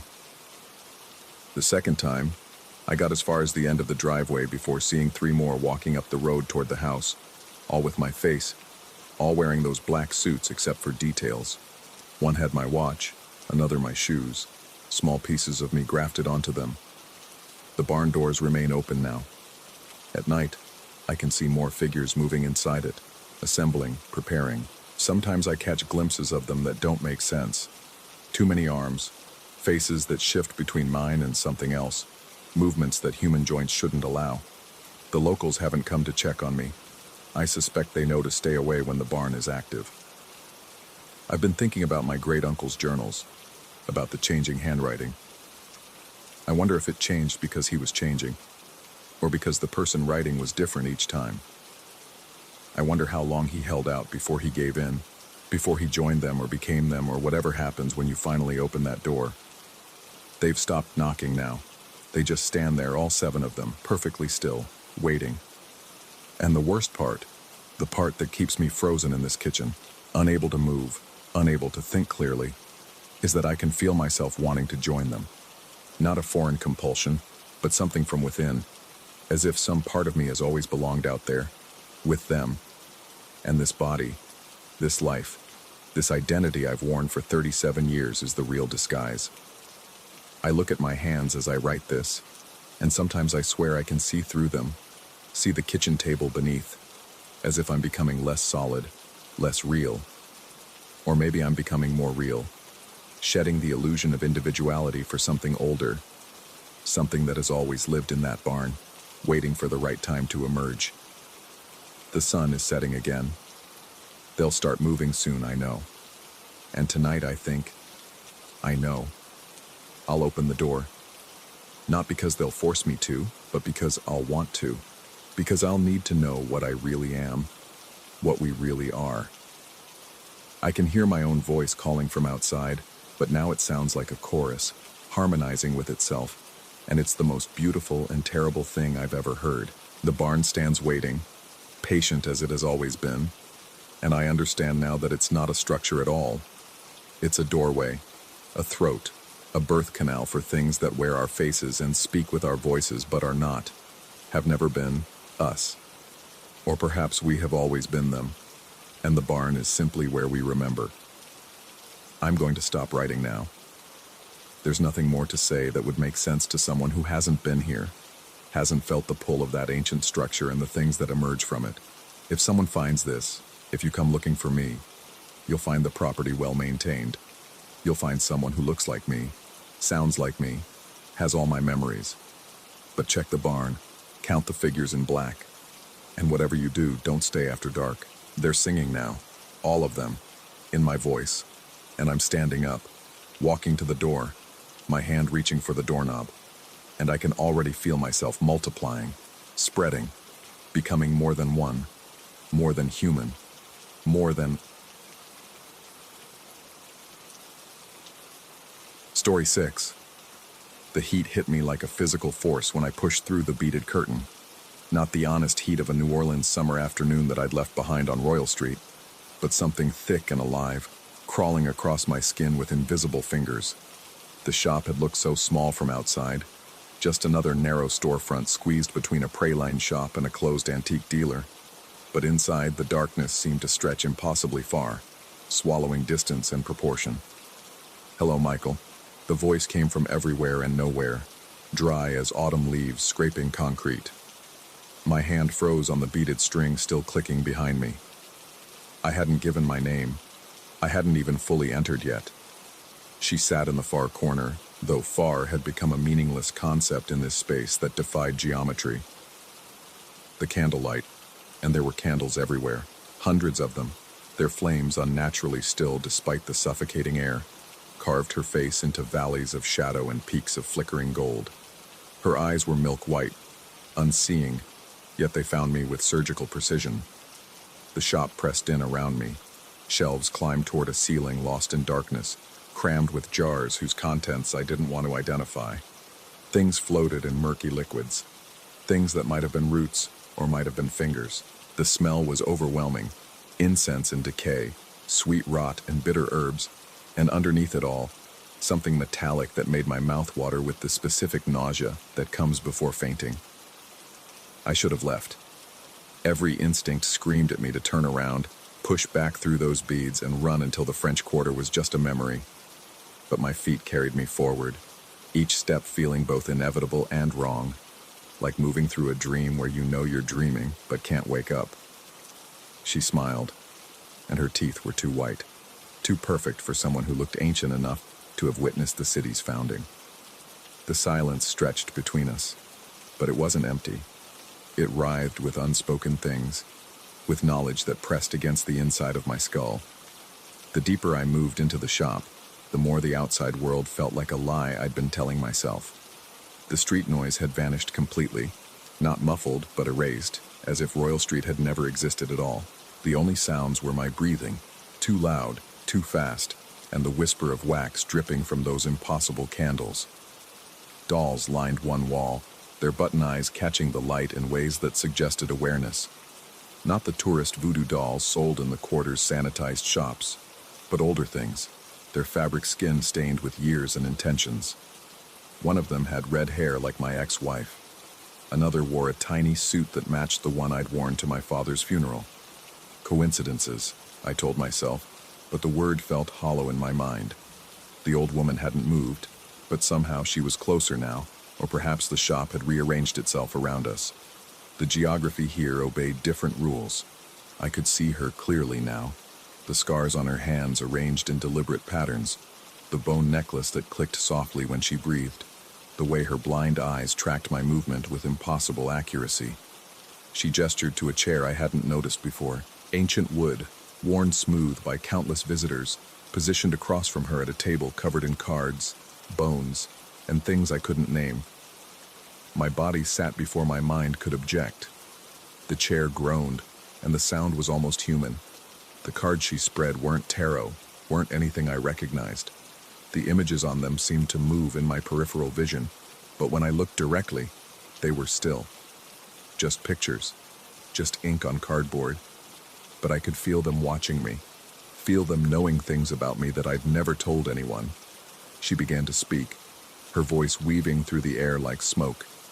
She told me about the crossroads I'd been standing at without knowing it, about the shadows that had been following me since childhood, the ones I'd trained myself not to see, about the deal my grandmother had made before I was born, paid with borrowed time that was now coming due. I wanted to laugh, to tell her she was crazy, that I didn't believe in any of this, but my throat had closed up, because everything she said resonated in places I'd kept locked for so long I'd forgotten they existed. Memories surfaced. My grandmother's whispered prayers in a language I didn't recognize, the way animals had always watched me too intently, the dreams that felt more real than waking. The woman reached across the table and her fingers were ice against my wrist.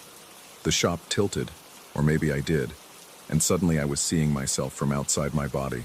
A man in his 30s, sitting in a chair that shouldn't exist, in a shop that couldn't be real, while something vast and patient circled closer through dimensions I couldn't perceive.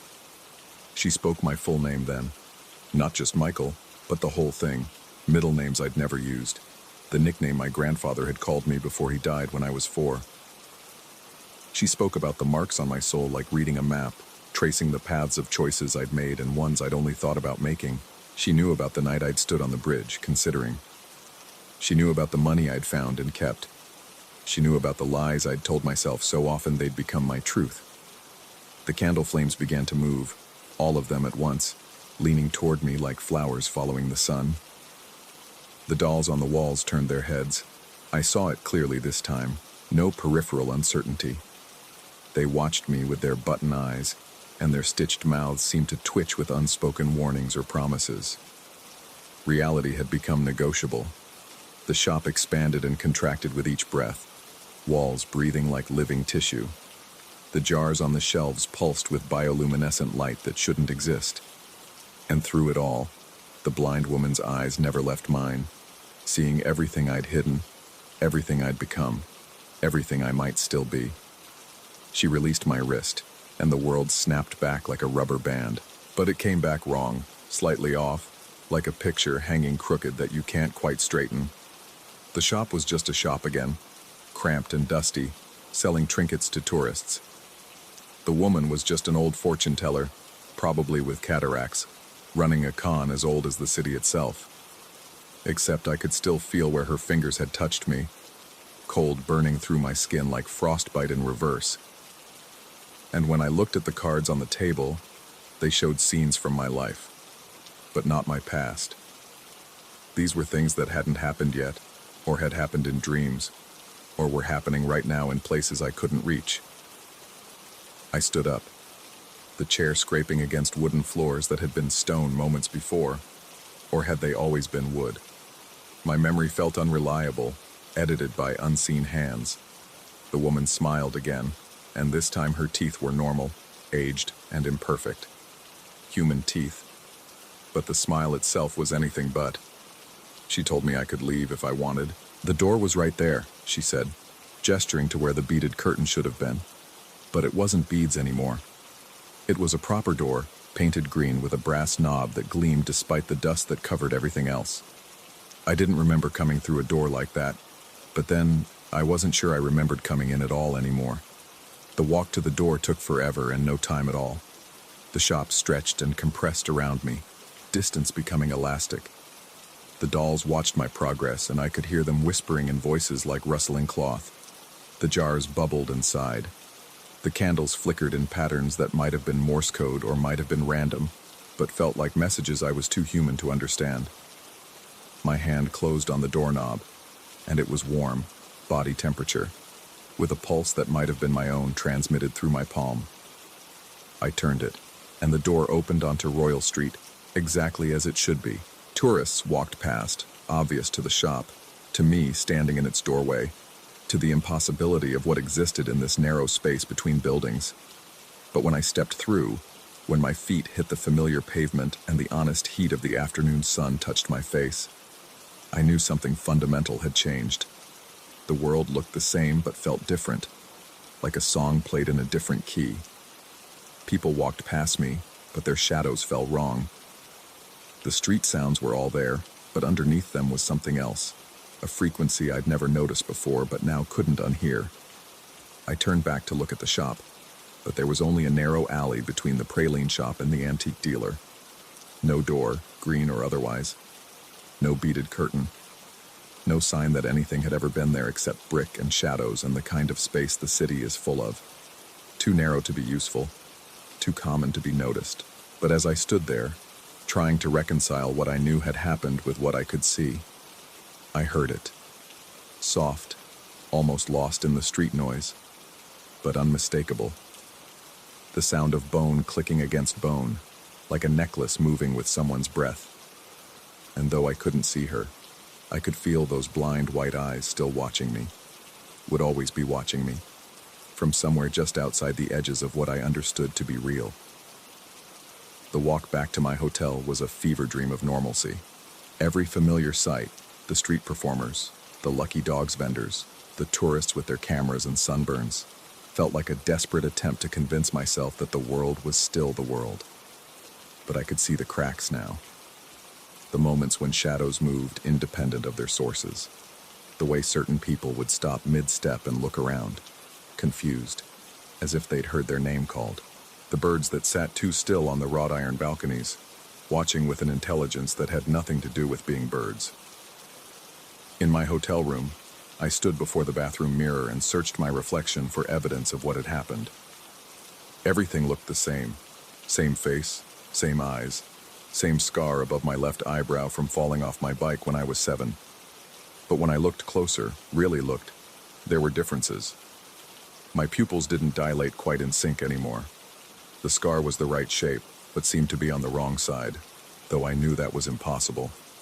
And sometimes, if I turned my head just right, I could swear my reflection moved a fraction of a second before I did. That night, I didn't sleep. Not because I couldn't, but because sleep had become something else. Every time I closed my eyes, I was back in the shop, but it was different each time. Larger, older. Sometimes the blind woman was young and beautiful with the same milk-white eyes. Sometimes she was something that only resembled human from certain angles. The dolls spoke to me in these visions, telling me things about myself that couldn't be true, but felt more real than my waking memories. 3 days passed before I tried to find the shop again. I walked Royal Street from end to end, checked every alley, every doorway.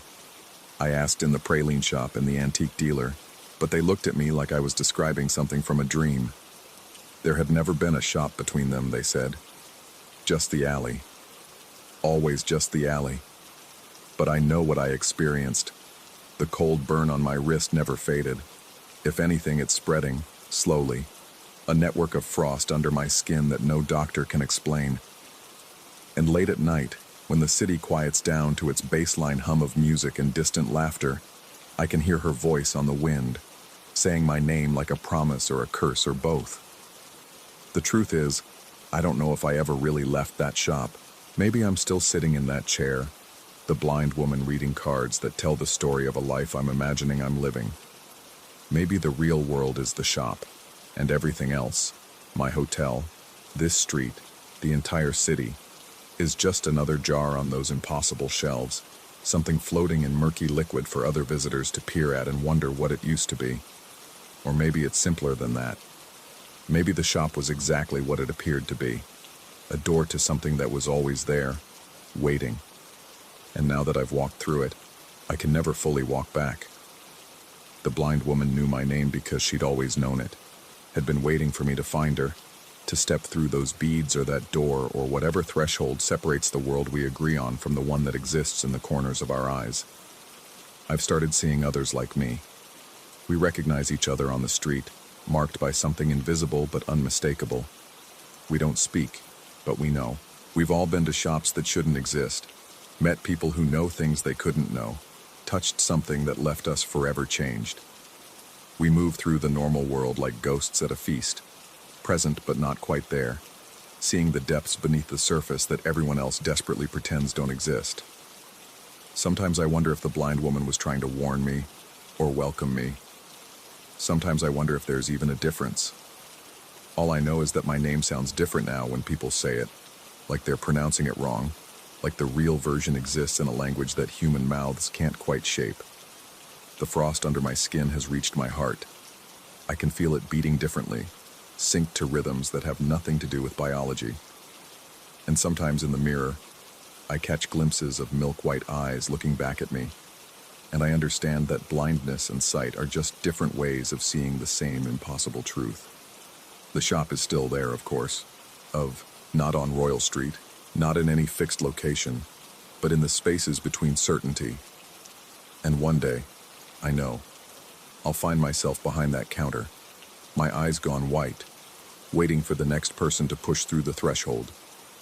I'll know their name before they enter, just as she knew mine, and I'll smile with teeth that are too perfect, too white, and welcome them to something they've always been a part of but never knew existed. Until then, I walk through this almost real world, feeling the edges fray a little more each day, watching the shadows deepen and develop their own intelligence. The blind woman's voice echoes in spaces that shouldn't echo, calling my name in tones that make it sound like a different word entirely, a word that means something in the language of the shop, the language of the dolls, the language of things that watch from jars on shelves that climb towards ceilings that don't exist, and late at night, when the boundary thins to almost nothing, I can feel her cold fingers on my wrist again, and I know that she never really let go.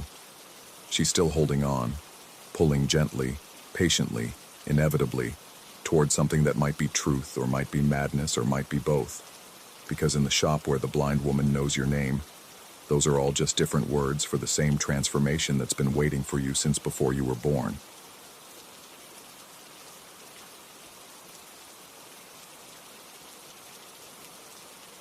Story 7.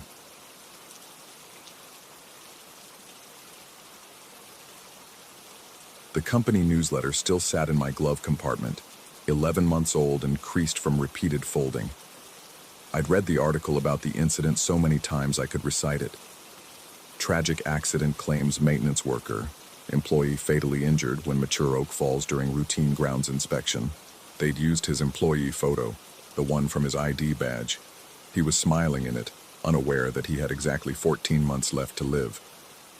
I pulled into the same parking spot he'd used that day. Not by choice. It was the only one available at this hour, tucked beneath the sprawling canopy of oaks that bordered the facility's north entrance. The trees here were ancient, their branches interlocking overhead like arthritic fingers, blocking out most of the security lighting. In daylight, it was merely dim. At night, it was something else entirely. The overtime shift wasn't optional. The server migration had to be completed by morning, and as the sole network administrator stupid enough to live within driving distance, I'd drawn the short straw. The building would be empty except for me and the night security guard, who I'd been told rarely left his booth at the main entrance. As I gathered my laptop bag and thermos of coffee, the first acorn hit my windshield with a crack like a gunshot. I flinched, then laughed at myself. Just an acorn. They fell all the time in autumn. But this was late spring, and the acorns shouldn't have been falling yet. I looked up through the windshield at the branches swaying overhead, though there was no wind. The walk to the building was only 50 yards, but the trees made a tunnel of it. My footsteps echoed oddly, as if the sound was bouncing off surfaces that weren't there. Halfway to the door, something struck my shoulder, hard enough to hurt through my jacket. Another acorn, this one the size of a golf ball.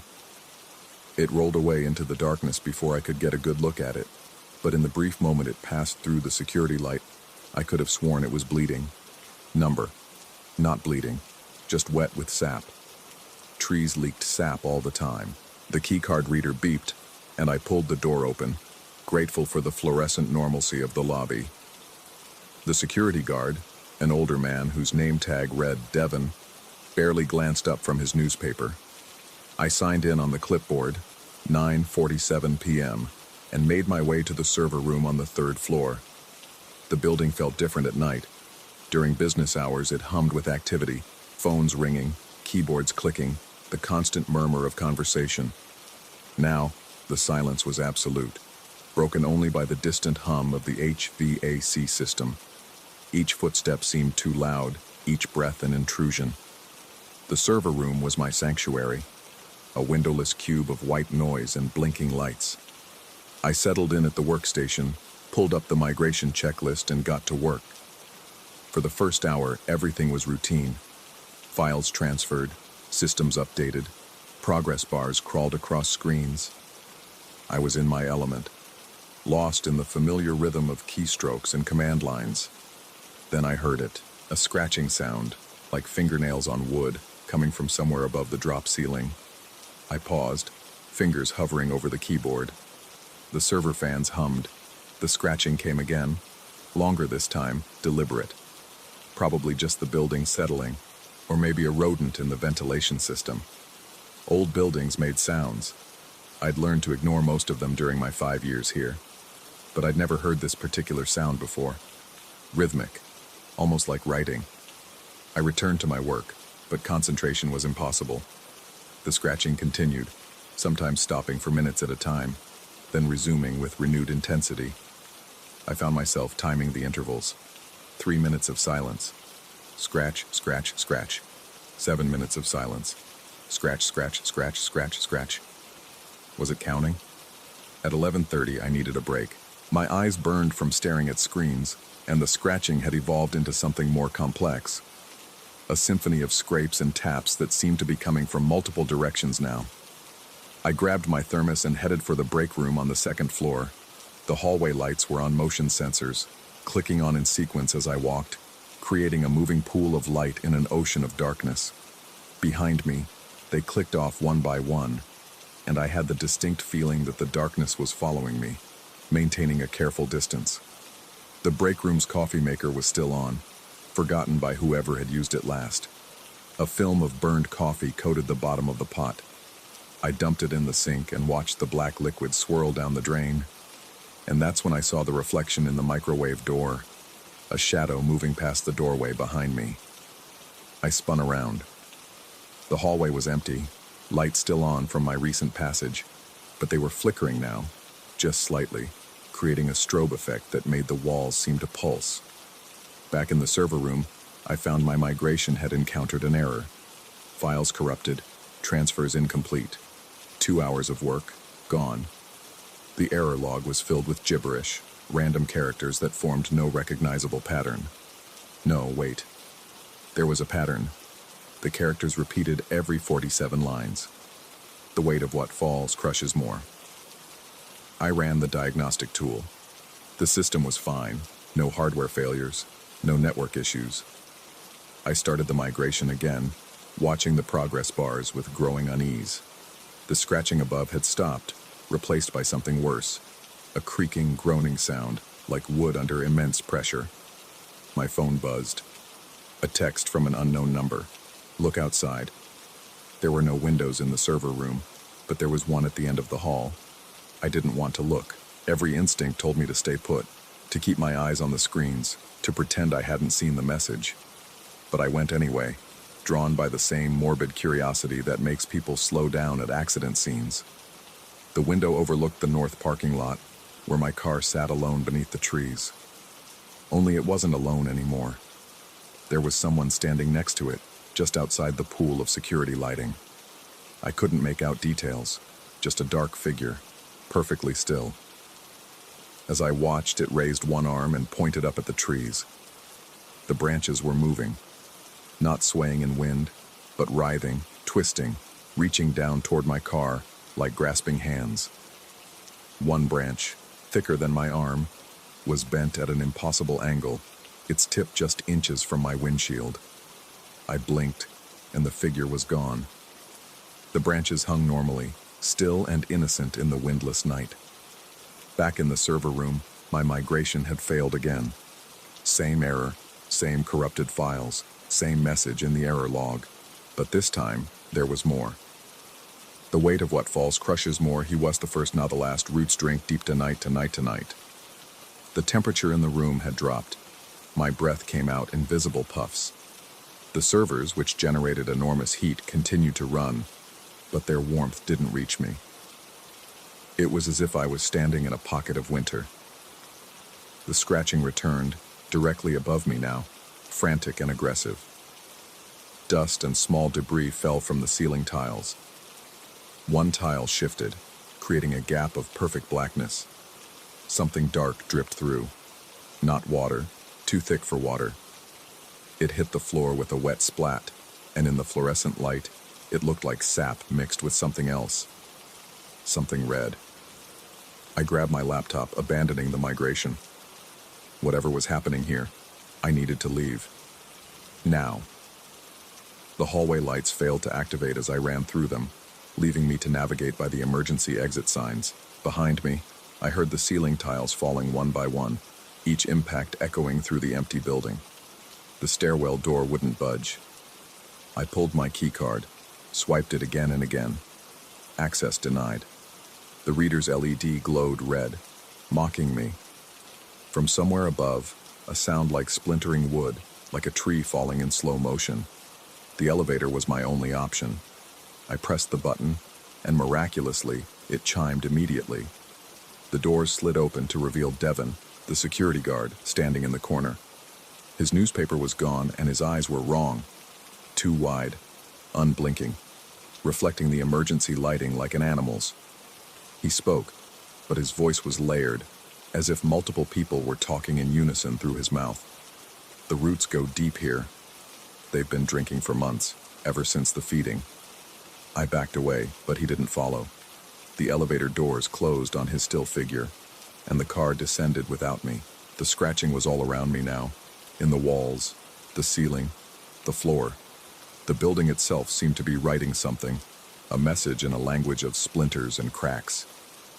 I ran for the other stairwell, the one on the south side of the building, away from the trees.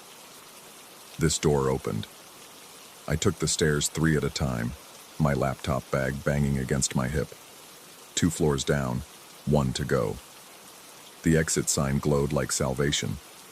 I burst through the door into the lobby, empty now, Devon's booth abandoned. The main doors were locked. Of course they were. Security protocol. No exit without badge out after 10 p.m. My keycard worked this time, the reader beeping cheerfully. I stumbled into the night, gasping the cool air. But I'd exited on the wrong side. Instead of the main parking lot, I was in the narrow alley between buildings, and the trees were here too. Different trees, but their branches reached across the alley, forming a ceiling of wood and leaves. And they were falling, not the trees themselves, but pieces of them. Branches of all sizes, from twigs to limbs as thick as my thigh, dropping straight down like rain. I ran, dodging and weaving, the impacts creating a percussion symphony around me. A branch grazed my cheek, leaving a burning line of pain. Another struck my shoulder, spinning me around. Through the chaos, I saw him.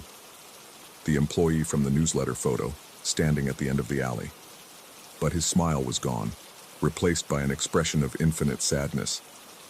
His mouth moved, forming words I couldn't hear over the crash of falling wood. Then he pointed up.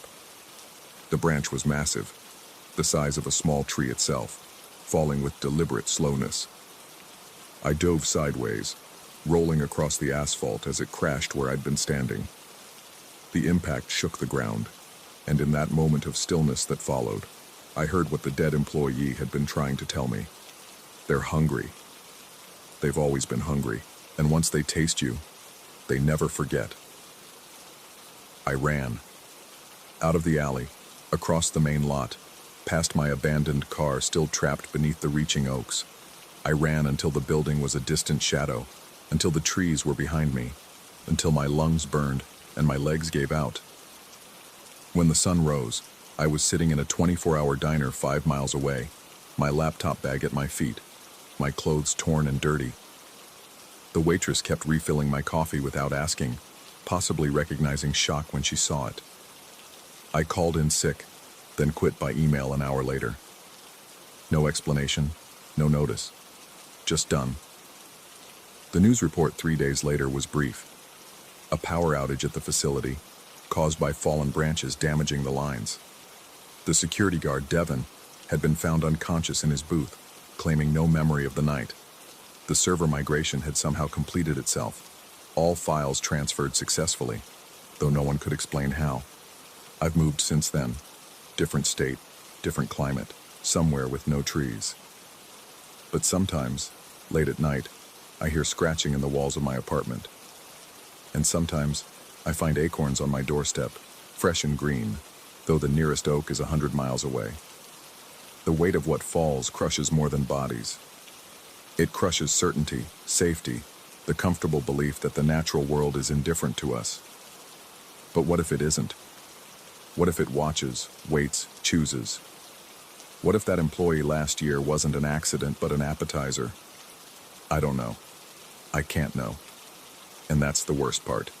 Living with the question, forever unanswered, scratching at the inside of my skull like branches against a window, waiting to get in.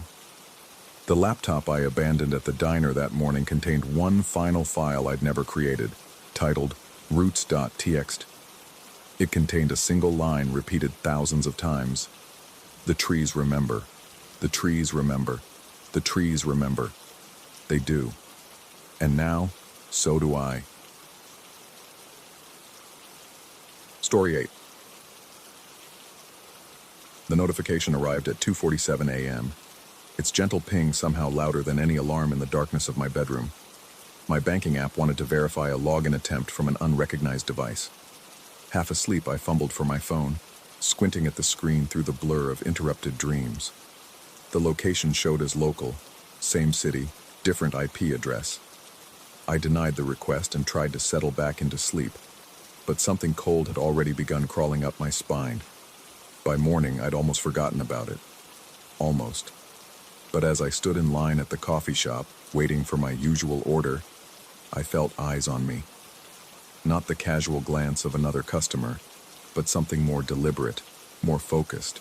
I turned slowly, scanning the crowded space, and caught a glimpse of someone quickly looking away. A young man, maybe 25, unremarkable except for the intensity with which he'd been staring. Our eyes met for a fraction of a second before he buried his face in his phone. The barista called my order. When I turned back from collecting my coffee, the young man was gone.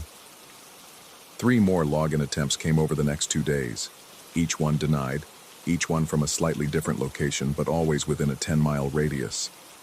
I changed my password twice, enabled every security feature the bank offered, even called their fraud department. They assured me my account was secure, that these phishing attempts were common. But common didn't explain the sensation that followed me everywhere, that persistent feeling of being watched, studied, cataloged. On Thursday, I was working from home when the doorbell rang. Through the peephole, I saw a woman, perhaps in her early 40s, holding what appeared to be a photo album. She looked tired, worn down by something more than just age. Her clothes were neat but dated, as if she'd stepped out of a photograph from 15 years ago. I opened the door but kept the chain latched.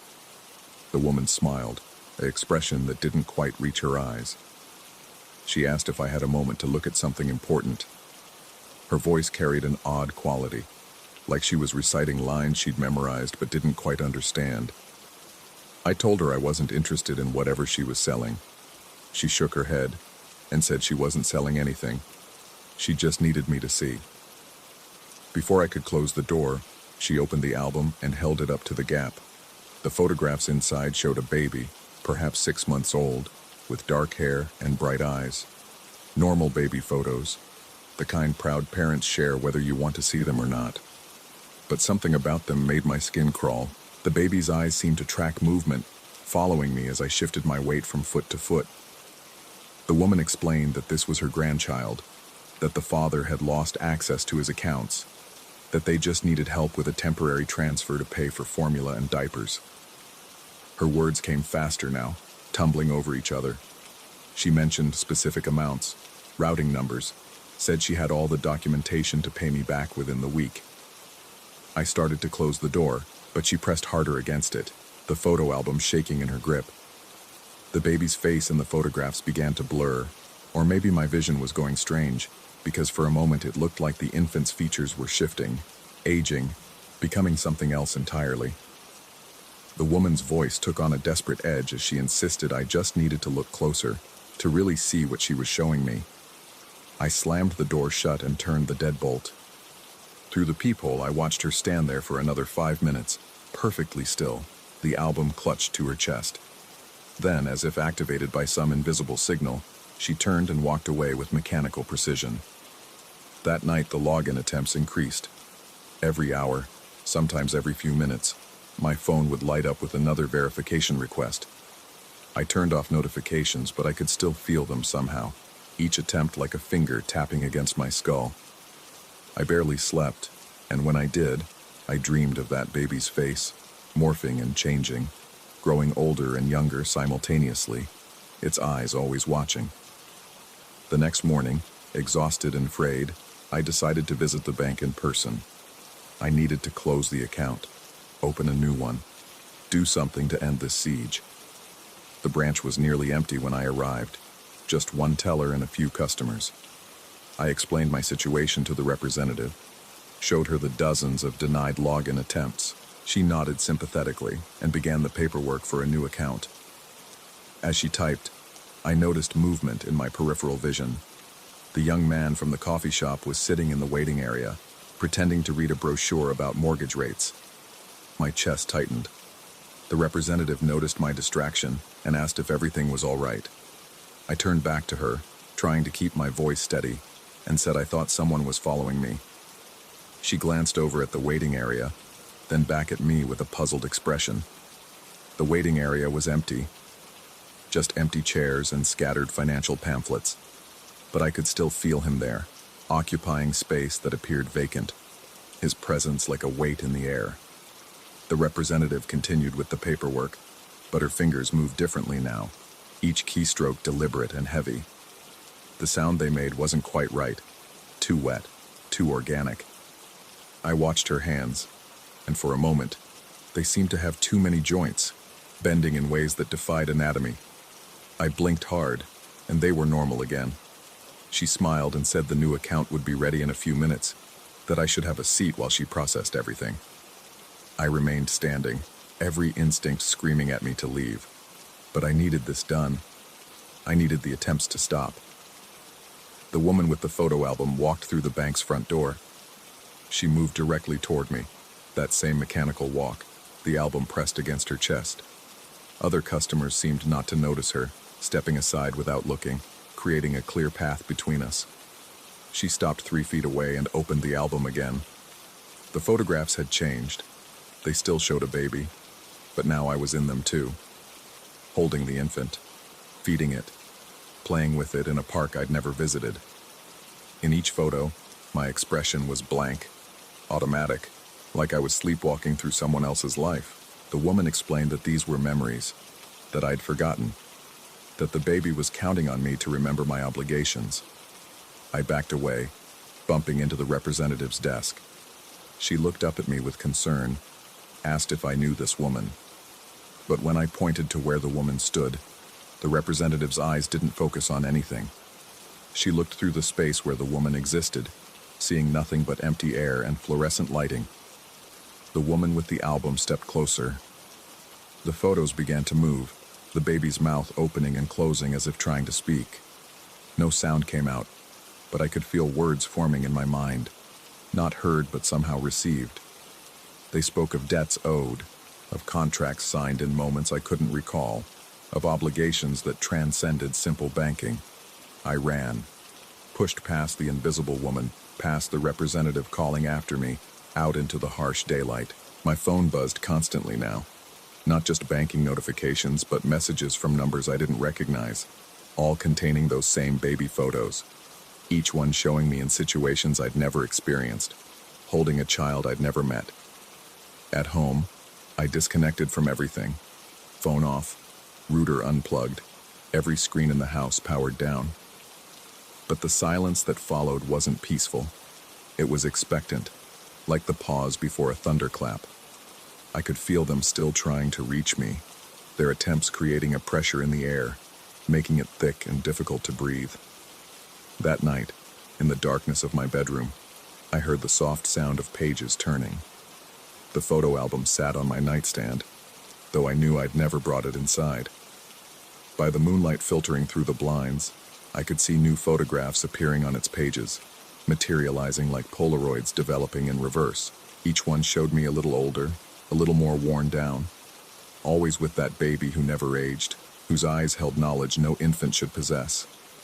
I reached for the album, my hand moving without my conscious control, drawn by something that bypassed my will entirely.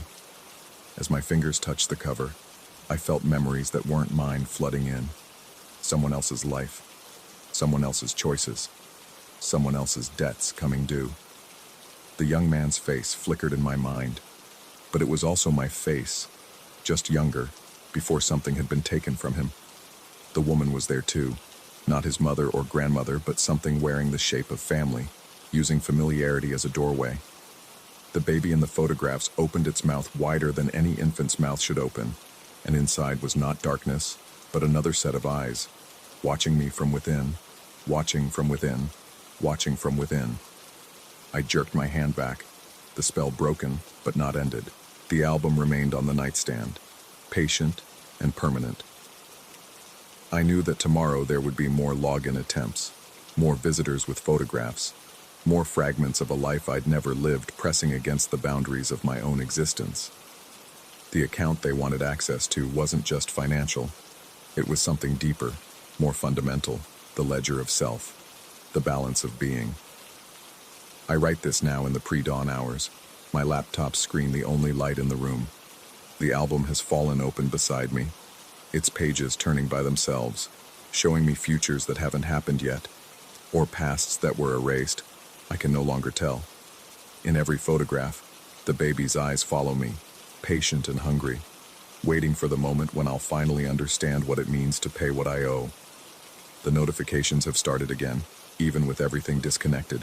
They appear in the air itself, floating verifications for transactions I never initiated, requests to confirm transfers from accounts that exist outside of any bank. Each one denied, but each denial costs something, a memory, a moment, a small piece of whatever makes me myself. I can hear footsteps in the hallway now, though I live alone. The sound of pages turning grows louder, accompanied by a wet, organic noise like fingers typing on keys made of something other than plastic. They're processing my application, completing the transfer, finalizing the transaction that was always going to complete itself. The woman's voice drifts through the walls, explaining once again that she's not selling anything. She just needs me to see. The young man's presence fills the doorway, visible only as an absence of space, and somewhere, in a photograph that's developing even now, a baby opens its mouth to speak words that will remake everything I thought I knew about debt and payment, about what it means to own anything, especially yourself. The sun is rising now, but the light feels wrong, filtered through something that changes its quality, makes it thick and amber like the fluid in old photographs. I can see my reflection in the laptop screen, but there's someone standing behind me who isn't there when I turn around. Or maybe I'm the one who isn't really there. Maybe I'm the reflection, and something else is sitting at my desk, typing words I never chose, documenting a transaction that was completed long before I ever received that first notification. The album's pages have gone blank now, waiting to be filled with whatever comes next. And despite everything, despite the horror of it all, I find myself reaching for it again, drawn by a curiosity that might not even be my own, because maybe that's how it works. Not through force or fear, but through the simple, terrible need to understand what's happening to us, even when understanding means becoming part of it forever. My phone lights up one more time. This time, I don't deny the request. I don't accept it either. I just sit here, suspended between choices that were never really mine to make, waiting to see which version of myself will sign the final paperwork, and wondering if there was ever really any difference between them at all. The baby in the photographs has started to smile.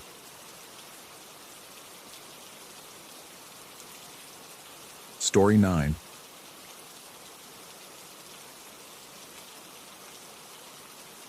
I first noticed it 3 weeks ago, though I suspect it had been happening longer. The shadow at the foot of my bed wasn't behaving like shadows should. It was a Tuesday night, unremarkable except for the oppressive heat that had settled over the town like a wet blanket. I'd kicked off my covers and lay there in just boxers, staring at the ceiling fan's lazy rotation. The streetlight outside cast its usual amber glow through my blinds, creating those familiar striped patterns across my walls. Everything was normal, except for the shadow. At first, I thought my eyes were playing tricks. The dark shape at the foot of my bed seemed to be moving, not shifting with the fan's breeze or adjusting to passing car headlights, but melting. Like thick tar in slow motion, it appeared to be dripping down toward the floor, pooling there in a way that defied the physics of light and shadow. I blinked hard, rubbed my eyes. When I looked again, it was just a normal shadow. Of course it was. Shadows don't melt. But the next night, I saw it again. This time I watched longer, fighting the urge to look away. The shadow definitely moved independently of any light source. It reminded me of those time-lapse videos of ice cream melting, except in reverse, gathering itself, becoming denser, darker. The air in that corner of the room felt different too, heavier somehow, like breathing through wet cloth. By the end of the first week, I'd started leaving all the lights on when I slept. It didn't help. The shadow was still there, still wrong, now visible even against the illuminated wall. That's when I knew this wasn't about lighting or tired eyes. I should have left then, packed my things and crashed at my brother's place across town. But there was something hypnotic about watching it, something that made me need to understand what I was seeing. Each night, I'd lie there for hours, observing its slow, viscous movement. It never did anything else, just that constant, subtle melting motion, like reality itself was liquefying at the foot of my bed. The cemetery incident happened on a Friday. I'd been driving back from a late shift at the warehouse, taking the shortcut past Riverside Cemetery. My headlights swept across the iron gates, illuminating the first rows of headstones. But then the light just stopped. Not like hitting fog or mist, but like the darkness itself was absorbing the beams, swallowing them whole. I slowed the car to a crawl, leaning forward over the steering wheel. Where my high beams should have penetrated at least 50 yards into the cemetery, they simply ended about 10 feet past the fence. The darkness beyond wasn't just absence of light, it was a presence, thick and tangible. Then I saw it. A mass of absolute black, darker than the darkness around it, draped over one of the larger tombstones near the fence. It wasn't a shadow because there was nothing to cast it. It wasn't cloth because it moved without wind. It pulsed slightly, rhythmically, like breathing. I pressed the accelerator, probably harder than I should have, but as I passed the cemetery's main entrance, movement in my peripheral vision made me glance back. 3 figures stood just inside the gates, tall, impossibly tall, and white. Not pale or light-colored, but white like exposed bone, like fresh paper, like nothing that should exist in the darkness. They didn't move as I drove past, but I could feel them watching, feel their attention like cold fingers pressed against the back of my neck. I didn't sleep that night. I sat in my kitchen with every light on, drinking coffee until my hands shook. But eventually, exhaustion won. I must have dozed off at the table because I woke to find myself back in my bed, in the dark, with no memory of walking there. The shadow at the foot of my bed was larger now, spreading across more of the floor, and it wasn't alone. The darkness from the cemetery had followed me home. I could feel it pressing against my windows, seeping through the cracks under my doors. The air tasted different, metallic and cold, like licking a frozen pole. I started keeping a journal, documenting everything. The shadow's movements, the time it appeared most active, always between 3 and 4 a.m., the way my electronics would flicker when it grew especially dark. I measured it, photographed it, even tried to touch it once. My hand went numb for 3 days after that mistake. My neighbor mentioned I looked tired, asked if everything was okay. I wanted to tell her about the shadows, about the cemetery, about the tall white things that now stood at the corner of my vision whenever I drove at night. But the words wouldn't come. My throat would close up, and I'd just nod and mumble something about work stress. The breaking point came 2 nights ago.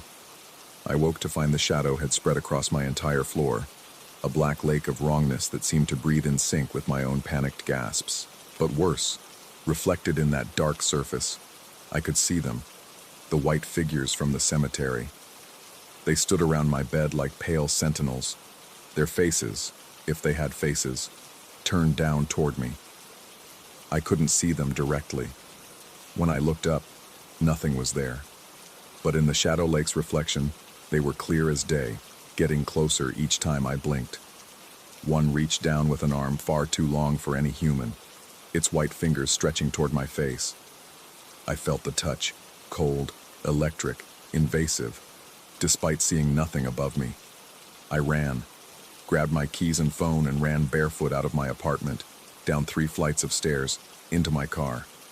I drove without destination until dawn, pulled over at a truck stop 2 towns away and tried to make sense of what was happening to me. The rational part of my brain, the part that still functioned, offered explanations.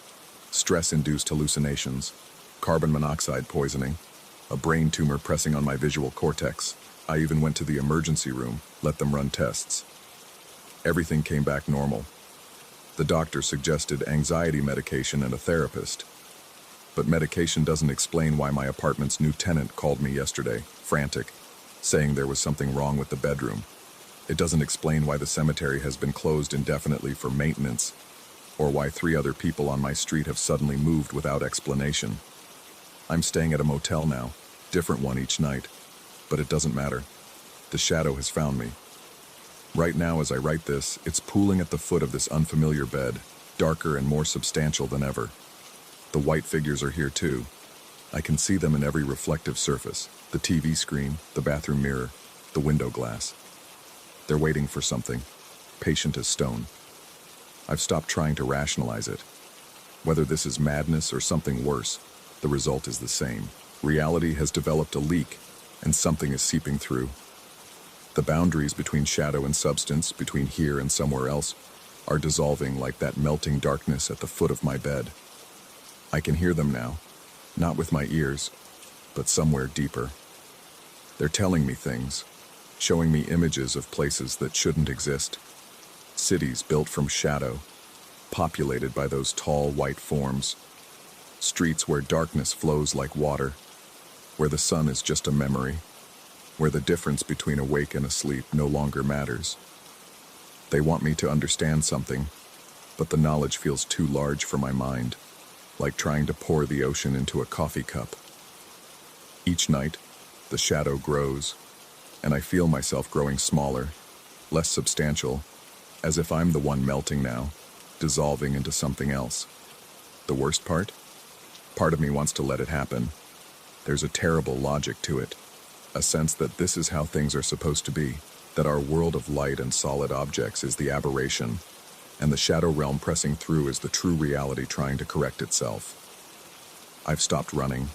Tonight, when the shadow spreads across the floor, when the white figures gather around my bed, I won't close my eyes. I'll watch as the darkness rises, as those pale hands reach down, as the boundary finally dissolves completely. Maybe I'll understand then. Maybe I'll become something that can exist in both worlds. Shadow and light, real and unreal. Or maybe I'll simply cease to be in any way that matters. The shadow is moving faster now, excited perhaps, sensing my surrender. The white figures in the window's reflection are swaying slightly, a hypnotic rhythm that makes my eyelids heavy. The room temperature has dropped at least 20 degrees in the last hour, and I can see my breath misting in the air. I think about calling someone, leaving a final message, but what would I say? That shadows don't behave like they should? That darkness can be hungry? That there are things standing right behind you that you can only see in reflections? Number. This knowledge is mine alone to carry, at least for now, though I suspect others will learn soon enough. The shadow at the foot of my bed wasn't the beginning. It was just my introduction. Whatever's happening, it's spreading, growing, melting through the cracks in our ordered little world. I'm tired now, so tired. The melting shadow looks almost comfortable, like a blanket made of night. The white figures are humming something, a sound that bypasses my ears and resonates in my bones. It's not unpleasant. It's almost like coming home. I'll stop writing now. The shadow is at the foot of the bed, patient as always, waiting for me to finally understand what it's been trying to show me all along. The white figures are closer in the reflection, close enough that I can almost make out features that aren't quite faces, expressions that aren't quite human. Tomorrow, if there is a tomorrow, if I'm still capable of writing, I'll add more. But I suspect tomorrow will be different. I suspect I'll be different. The shadow knows. The white things know. And soon, I'll know too. The melting has begun. Story 10. The pull chain clicked against the metal housing of the ceiling fan as I yanked it down, and darkness swallowed my bedroom whole. I'd done this same routine every night for the past 3 months since moving into the apartment. Reach up, pull the chain, settle into bed. But tonight, something was different. The moment darkness fell, I heard it. The slow, deliberate creak of hinges that hadn't been oiled in years. My closet door was opening. I froze, my hand still raised toward where the pull chain dangled invisible in the blackness. The sound continued. Not the quick swing of a door caught by a draft, but a measured, purposeful movement. Then came the breathing. Deep, ragged inhalations that seemed to fill the entire room, as if the darkness itself had developed lungs. My fingers fumbled for the chain again, muscle memory guiding me through the pitch black. I pulled once, twice, 3 times. Nothing. The light refused to come on. The breathing grew closer, and I could smell something now. Old fabric and mothballs mixed with something organic, like soil after rain. I didn't think. I ran. My shin collided with the edge of my bed frame as I scrambled toward where I knew the bedroom door should be. Pain shot up my leg, but adrenaline carried me forward. My hands found the doorknob, twisted, pulled. I tumbled into the hallway where the overhead light cast everything in harsh fluorescent reality. Behind me, my bedroom remained a rectangle of perfect darkness.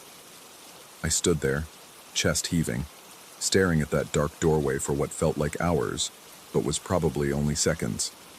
Then, as if nothing had happened, the bedroom light flickered on. Through the doorway, I could see my ordinary room, rumpled bedsheets, yesterday's clothes on the chair, and the closet door hanging wide open. That was 3 weeks ago. I haven't slept in that room since. I tried to rationalize it at first.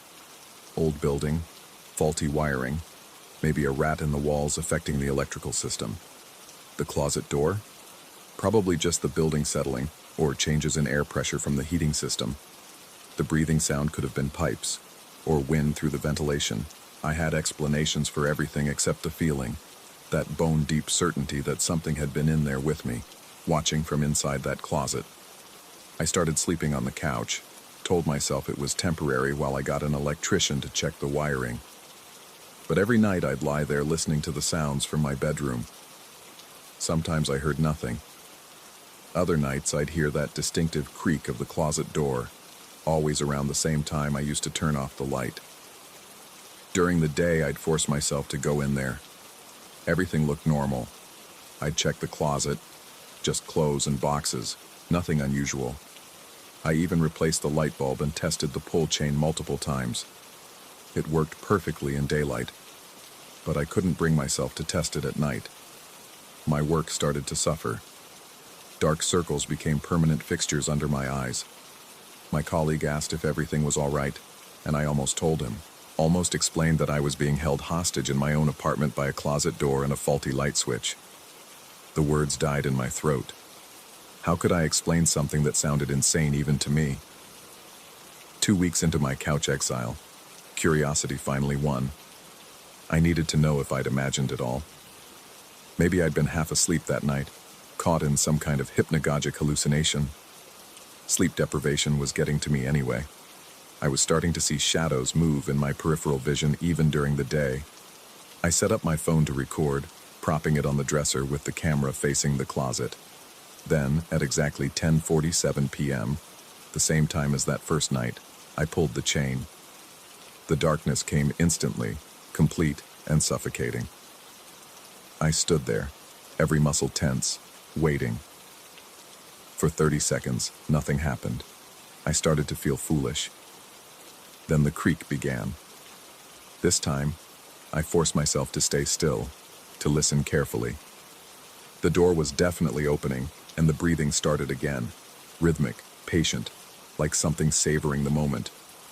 The smell returned too, stronger now, earthy and wrong. My hand found the pull chain and yanked it desperately. Once again, nothing. But this time, I didn't run immediately. I waited, counting my breaths, trying to match them to the thing in my closet. 1, 2, 3, 4. The breathing moved closer. 5, 6, 7. I could feel air displacement, as if something large was moving through the space between us. 8, 9. I ran again, slamming into the doorframe in my haste. From the lit hallway, I watched my bedroom return to normal, the light flickering on as if it had never refused to work. The closet door hung open, mocking me. My hand shook as I retrieved my phone.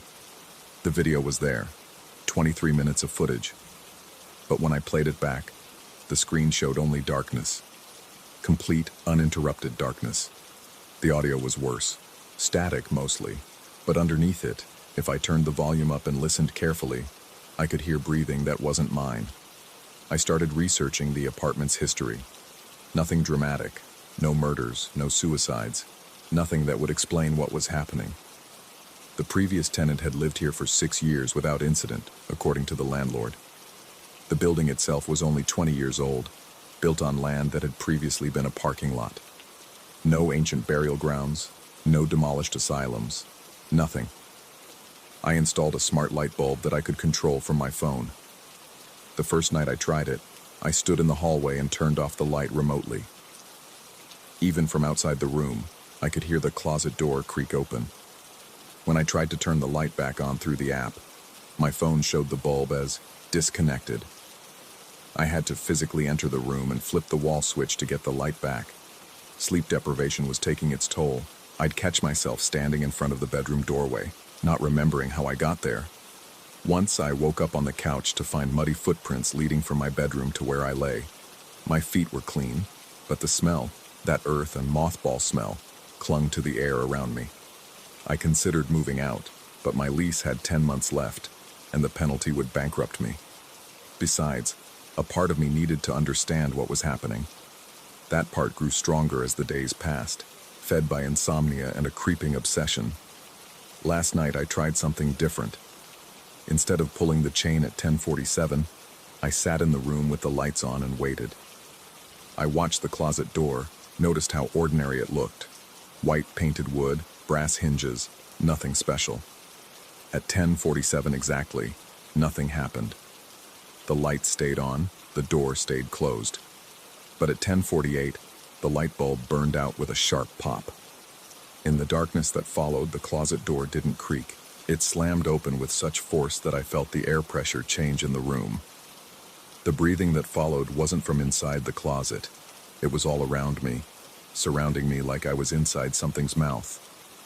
The smell was overwhelming now, Not just earth and mothballs, but something older, like opening a tomb. I couldn't move. Not because I was frozen with fear, but because something was holding me in place. I felt pressure on my shoulders, my chest, keeping me seated on the bed. The breathing synchronized with mine, or maybe mine synchronized with it. I couldn't tell anymore. Then it spoke. Not with words, but with images that appeared in my mind. Flashes of the apartment before I lived here, before anyone lived here. The closet door opening and closing, like breathing. People moving in, people moving out, never staying long. And in every image, something waiting inside that closet, patient and hungry. The pressure released, and I gasped, my own breathing suddenly my own again. The light flickered back on, the bulb that had just burned out now working perfectly. The closet door stood open, and inside, I could see my clothes hanging exactly where I'd left them. But the back wall of the closet looked wrong somehow, like it extended further than it should, disappearing into a darkness that the overhead light couldn't penetrate. I approached slowly, each step deliberate. The closer I got, the more wrong the closet felt. The dimensions were off. It was definitely deeper than it had been this morning. I reached in, past my hanging shirts, toward that back wall that seemed to recede as I moved closer. My hand touched something that wasn't drywall. It was soft, organic, like moss or carpet, but warm, almost body temperature. It pulsed slightly under my fingers. I jerked my hand back, and as I did, the closet snapped back to normal. Ordinary size, ordinary back wall, nothing but clothes and boxes. I haven't slept since then. It's been 18 hours, and I'm sitting in a coffee shop typing this on my laptop, trying to make sense of what's happening. Every time I close my eyes, I see that darkness extending beyond my closet, feel that warm, pulsing surface under my fingers. The rational part of my brain keeps offering explanations. Stress-induced psychosis, carbon monoxide poisoning, a brain tumor affecting my temporal lobe. I've made a doctor's appointment for tomorrow, though I don't know how to explain any of this without sounding completely unhinged. But the other part of my brain, the part that felt that thing breathing in sync with me, knows that something lives in that closet. Not lives exactly, exists. It's been there longer than the apartment, longer than the building. It's the dark space that exists in every closet, every shadow, every unlit corner. And now it knows I've noticed it. I have to go back eventually. My work clothes are in that bedroom, my laptop charger, everything I need for normal life. The sun is setting now and the coffee shop closes in an hour. I tell myself I'll just grab what I need and leave, sleep in my car if I have to. But I know I'll pull that chain again. I have to, because now that I've felt what's behind that closet wall, I need to know what it wants, why it waits, why it breathes. The rational part of my brain screams that this is how people disappear, how they become just another missing person case.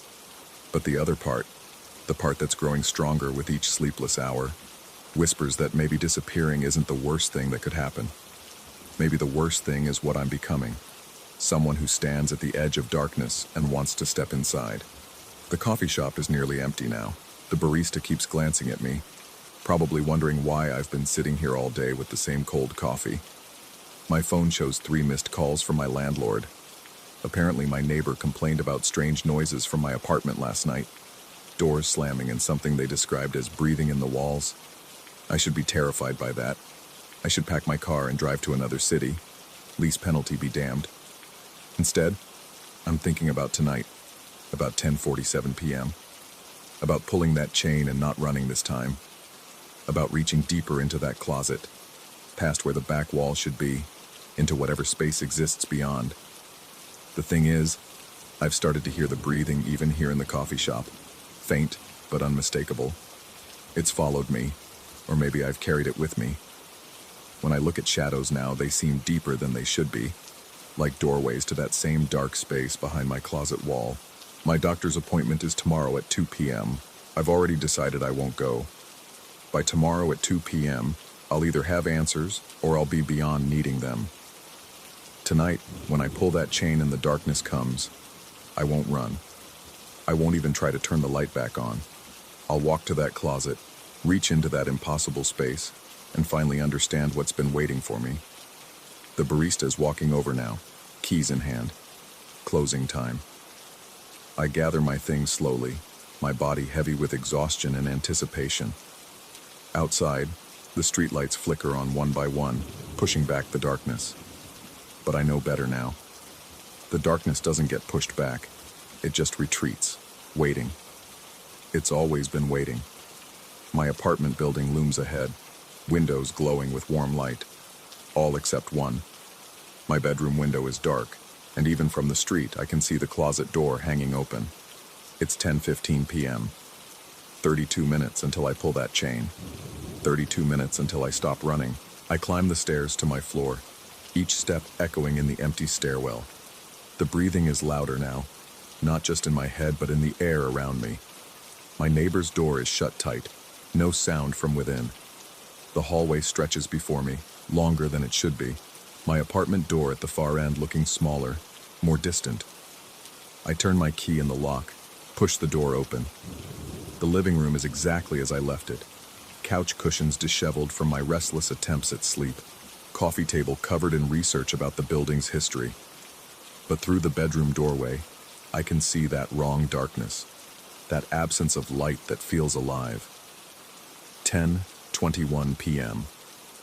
I sit on my couch and wait, watching the bedroom doorway. The breathing is everywhere now, in the walls, in the air, in my own chest.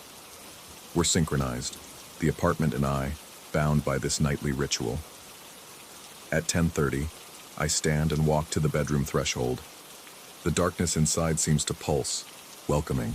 I can barely make out the pull chain, a thin line catching what little light spills in from the hallway. The closet door is already open, waiting. 10:45, 2 minutes. I step inside the room, and the temperature drops immediately.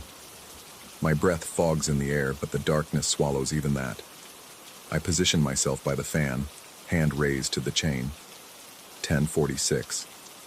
The breathing stops. Complete silence, the kind that makes your ears ring. Even my heartbeat seems muted. 10:47. I pull the chain. Story 11. And the lightning struck so close I could taste copper in my mouth, and for a moment, the entire ridge of Shavano Peak lit up like a photograph negative, white rock against black sky, my father's silhouette frozen mid-stride ahead of me. Then darkness swallowed us again, and the thunder that followed seemed to come from inside my chest, rattling my ribs like prison bars. We'd been descending for 3 hours since search and rescue radioed us through the static. Get off the ridge. Find the valley. Follow any water down. Simple instructions that became impossible when the fog rolled in thick as wet wool, reducing visibility to maybe 10 feet, maybe less. The rain hammered against my jacket with the intensity of thrown gravel, each drop finding its way through sealed seams and waterproof zippers, pooling in my boots until every step squelched. My father moved like a ghost ahead of me, appearing and disappearing in the shifting veils of mist. Sometimes I'd lose sight of him completely, and panic would claw up my throat until his red jacket materialized again, always somehow further away than I expected. The trail, if we were even still on a trail, had become a river of loose scree and mud that slid away beneath our feet with every step. The altitude made thinking feel like swimming through syrup. We'd summited Shavano that morning under clear skies, crossed the saddle to bag Tabaguach as well. 2 14ers in one day, we'd celebrated at the top with lukewarm coffee from my thermos. That felt like weeks ago now. The storm had materialized from nowhere while we were descending Tabaguachi's north face, catching us exposed above tree line with nowhere to shelter. Another flash of lightning illuminated the mountainside, and in that split second of clarity, I saw something that made my blood crystallize. The rocks ahead didn't look right. They were arranged too deliberately, forming patterns that hurt to perceive. Circles within circles, spirals that seemed to turn inward forever. When darkness returned, the image burned behind my eyelids like a brand. My father had stopped. I nearly walked into him, catching myself at the last second. He stood perfectly still, head cocked to one side as if listening. The rain drummed against our hoods. The wind howled through invisible rocks. But beneath it all, I heard what had frozen him in place. A low humming, almost musical, coming from somewhere in the fog below us. He turned to me, and even in the darkness I could see how wide his eyes had become. His lips moved, but the storm swallowed his words. He grabbed my arm, fingers digging in hard enough to hurt through my jacket, and pulled me sideways off whatever path we'd been following. We scrambled over wet boulders, slipping and sliding, the humming growing louder behind us. Or was it ahead? The fog distorted everything, made direction meaningless. We found a shallow overhang, barely enough to crouch under, and pressed ourselves against the cold rock. My father's breath came in sharp gasps that fogged in the frigid air. The temperature had plummeted with the storm. It had to be near freezing now. Ice crystals formed on my eyelashes. My gloves had soaked through, and I couldn't feel my fingers anymore. The humming passed by us, so close I swear I felt the air vibrate. It wasn't quite human, but it wasn't quite inhuman either. It existed in some uncanny valley of sound that made my teeth ache and my skin crawl. As it faded into the distance, my father whispered something that the wind almost stole. "That's not possible." Before I could ask what he meant, he was moving again, practically running now despite the treacherous footing. I stumbled after him, my headlamp beam bouncing uselessly in the fog, illuminating nothing but gray upon gray upon gray. The world had shrunk to just us and maybe 20 feet of mountainside that constantly shifted and changed as we moved through it. Time became elastic. We might have been descending for minutes or hours. I couldn't tell anymore. My watch had stopped working, the digital display showing nothing but 8888. The altimeter on my GPS spun wildly, claiming we were at 17,000 feet, then sea level, then negative numbers that shouldn't exist. I shoved it back in my pocket and focused on keeping my father's red jacket in sight. The rocks around us began to change. At first I thought exhaustion was playing tricks on my eyes, but no, they really were different. Too smooth in places, with angles that seemed wrong somehow, as if they'd been carved rather than weathered. Some bore markings that might have been natural striations, except they formed patterns too regular, too intentional. When lightning flashed again, I glimpsed symbols that reminded me of something I'd seen before but couldn't quite place. Something that made my stomach turn with inexplicable dread. My father stopped so abruptly I slammed into his back. He stood at the edge of what looked like a cliff, though the fog made it impossible to see how far it dropped. But that wasn't what had halted him. There were footprints in the mud at his feet, fresh ones, heading along the cliff edge. They looked exactly like our boot prints, down to the distinctive wear pattern on my father's left heel, where he'd patched a hole with duct tape. He looked at me, then at the prints, then back at me. His face had gone pale beneath his hood. Without a word, he turned and followed the footprints. What else could we do? They led somewhere, and somewhere was better than nowhere in this white-gray hell. The path narrowed until we were sidling along with our backs pressed to the rock face, the invisible drop yawning beside us. The footprints continued, impossible and undeniable. Then they stopped, not at an obstacle or a turn. They just ended, as if whoever made them had simply ceased to exist mid-stride. My father stood staring at the last print for a long moment. When he looked back at me, his expression had changed. There was something wild in his eyes, a recognition of something I didn't understand. He opened his mouth, closed it, then pointed ahead where the path widened again. We kept moving, but something fundamental had shifted. The fog seemed thicker now, almost solid, pressing against us with intent. And the sounds, the storm was still raging, but underneath it, I heard other things. Whispers that might have been wind through rocks, footsteps that might have been falling stones. That humming again, but from multiple directions now, creating harmonics that made my skull ache. A shape loomed out of the fog, a cairn, those stacked rock markers that show the trail. But this one was wrong. Too tall, too precisely balanced. The stones fitted together without gaps like some ancient construction. As we passed it, I could have sworn the rocks shifted slightly, rearranging themselves when I wasn't looking directly at them. More cairns appeared, each more elaborate than the last, forming a path that led steadily downward. My father followed them without hesitation, but I saw how his hands shook, how he kept glancing back over his shoulder at something I couldn't see, or didn't want to see. The temperature dropped further. Our breath came out in clouds that hung in the still air longer than they should have. Frost formed on the rocks around us in patterns that spiraled and branched like frozen fractals. When I touched one, the ice was warm. Then we heard voices, clear as day, coming from somewhere below us. Search and rescue, it had to be. My father called out, his voice cracking with relief. The voices called back, but the words were wrong. They were speaking English, but the syntax was off. The rhythm all wrong, like someone had learned the language from a book but never heard it spoken. My father grabbed my arm again, stopping me from responding. We stood frozen, listening as the voices came closer. They were using our names. They knew our names. But how? We hadn't given them to SAR, hadn't had time before the radio cut out. The fog parted for just a moment, and I saw them. 2 figures in red jackets, moving up the slope toward us. They moved exactly like us, same gait, same slight favor of the left leg I'd developed from an old skiing injury. Because they were us. I was looking at myself and my father, climbing up the mountain we were descending. The other me looked up and our eyes met across maybe 50 feet of impossible space. I smiled, but it was wrong. Too wide, showing too many teeth. Then the fog closed again, and they were gone. My father was pulling me, running now, skidding and sliding down the loose scree. Behind us, those voices called our names again, but they sounded different now, hungry, eager, like predators who'd caught a scent. We ran blindly through the white nothing, following paths that shouldn't exist, past cairns that rebuilt themselves in our peripheral vision, through a landscape that folded and unfolded in ways that made my eyes water to perceive. The ground leveled out. Trees materialized from the fog.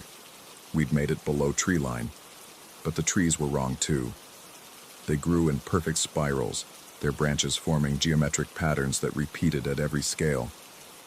The bark was smooth as glass, and when lightning flashed I could see through them like they were made of ice or crystal. My father stopped running. We stood gasping in a clearing where the fog was thinner, though still present. He pulled out his GPS with trembling hands. It was working again, showing our position clearly.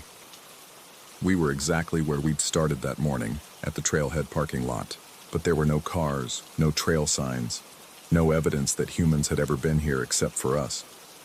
He looked at me then, really looked at me, studying my face like he was trying to memorize it or make sure I was really me.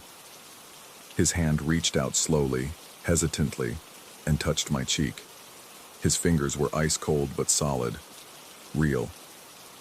"We need to keep moving," he whispered. But I heard the doubt in his voice. Moving where? Everything looked the same in every direction. Those impossible trees stretching into the fog, that low humming coming from everywhere and nowhere. We picked a direction and walked. Time meant nothing anymore. The sun should have set, but the light never changed. Just that constant gray twilight filtering through the fog. We didn't get hungry or thirsty, didn't get more tired despite walking for what felt like hours. The landscape repeated and folded back on itself. The same clearing from different angles. The same fallen tree that was somehow fallen in different directions each time we passed it. And always, just at the edge of perception, those other versions of us. Sometimes ahead, sometimes behind, sometimes to the side. Always moving in paths that paralleled, but never quite intersected ours. Once I saw myself standing still, watching me walk by. Another time, my father saw himself lying on the ground, but when he ran to help, the body was gone. The humming grew louder, more complex, until I realized it wasn't external at all. It was coming from inside my skull, resonating in my bones. My father heard it too. I could tell by the way he pressed his palms against his ears, trying to block out something that couldn't be blocked. Then suddenly, it all stopped. The fog lifted like a curtain. We stood on a normal forest trail, the late afternoon sun slanting through normal pine trees. Below us, we could see the parking lot with our car sitting exactly where we'd left it. Other vehicles were there too, including a search and rescue truck. We stumbled down the trail, our legs shaking with exhaustion that had suddenly returned full force. The SAR team was packing up their gear. They looked surprised to see us. "Where did you guys come from?" one asked. "We've been searching for 6 hours. The storm passed through this morning, but you never came down." My father and I exchanged glances. 6 hours? We'd been gone for... I couldn't remember. Time still felt slippery, uncertain. They checked us over, found us hypothermic and dehydrated, but otherwise unharmed. They said we were lucky, that people had died in storms like that on those peaks. They said the mountains could play tricks on your mind when you're exhausted and oxygen deprived.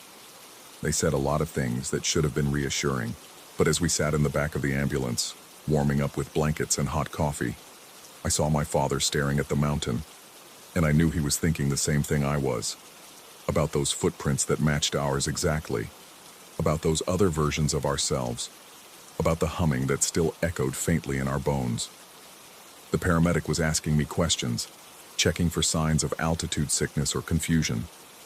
I answered on autopilot, but I kept glancing at my reflection in the ambulance window. It looked like me, moved when I moved. But sometimes, just for a fraction of a second, I swear it smiled when I didn't. We never talked about it afterward. What was there to say? That we'd slipped between worlds. That the mountain had shown us something our minds weren't equipped to process. That we'd left something up there, or brought something back, or both. But sometimes, during storms, I hear that humming again, and sometimes, in my peripheral vision, I see someone in a red jacket who moves exactly like my father, walking through places my father has never been. And sometimes, when I look in mirrors, I see myself looking back from angles that shouldn't be possible, with expressions I never made. The mountain gave us back, but I'm no longer certain it gave back exactly what it took. Or maybe it gave back more than it took.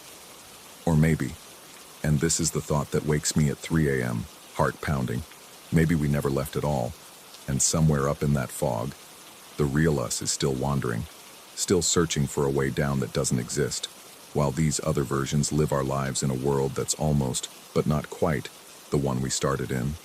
I still hike, but I never go above tree line anymore. And I never, ever hike Shivano or Tabaguache, because sometimes, on clear days, when I look up at those peaks, I swear I can see 2 tiny figures in red jackets, still climbing, still searching, still lost in a storm that ended months ago, but somehow never stops. Story 12. The static came first. Not the harsh white noise static that old televisions make when they lose signal, but something softer, almost organic, like whispers filtered through cotton and distance. I'd been sorting through my late uncle's estate for 3 days when I found it in the basement, a 1987 Zenith Space Command, wood-paneled sides darkened with age, screen curved like a fisheye lens. The thing must have weighed 80 pounds. I should have left it there, but something about finding that ancient television set tucked behind stacks of moldering National Geographic magazines and Christmas decorations from the Carter administration felt like discovering a message in a bottle. My uncle had been peculiar, not dangerous, just odd in that way bachelors get when they live alone too long. He'd died watching television, the neighbors said. Natural causes. Heart gave out at 73. The movers had already taken everything worth selling. I was just there to clean out the remnants, prep the house for sale. Setting up the old TV in the empty living room seemed harmless enough. The cable was already disconnected, but I was curious if the thing even worked. The power cord looked intact, no fraying. I plugged it in.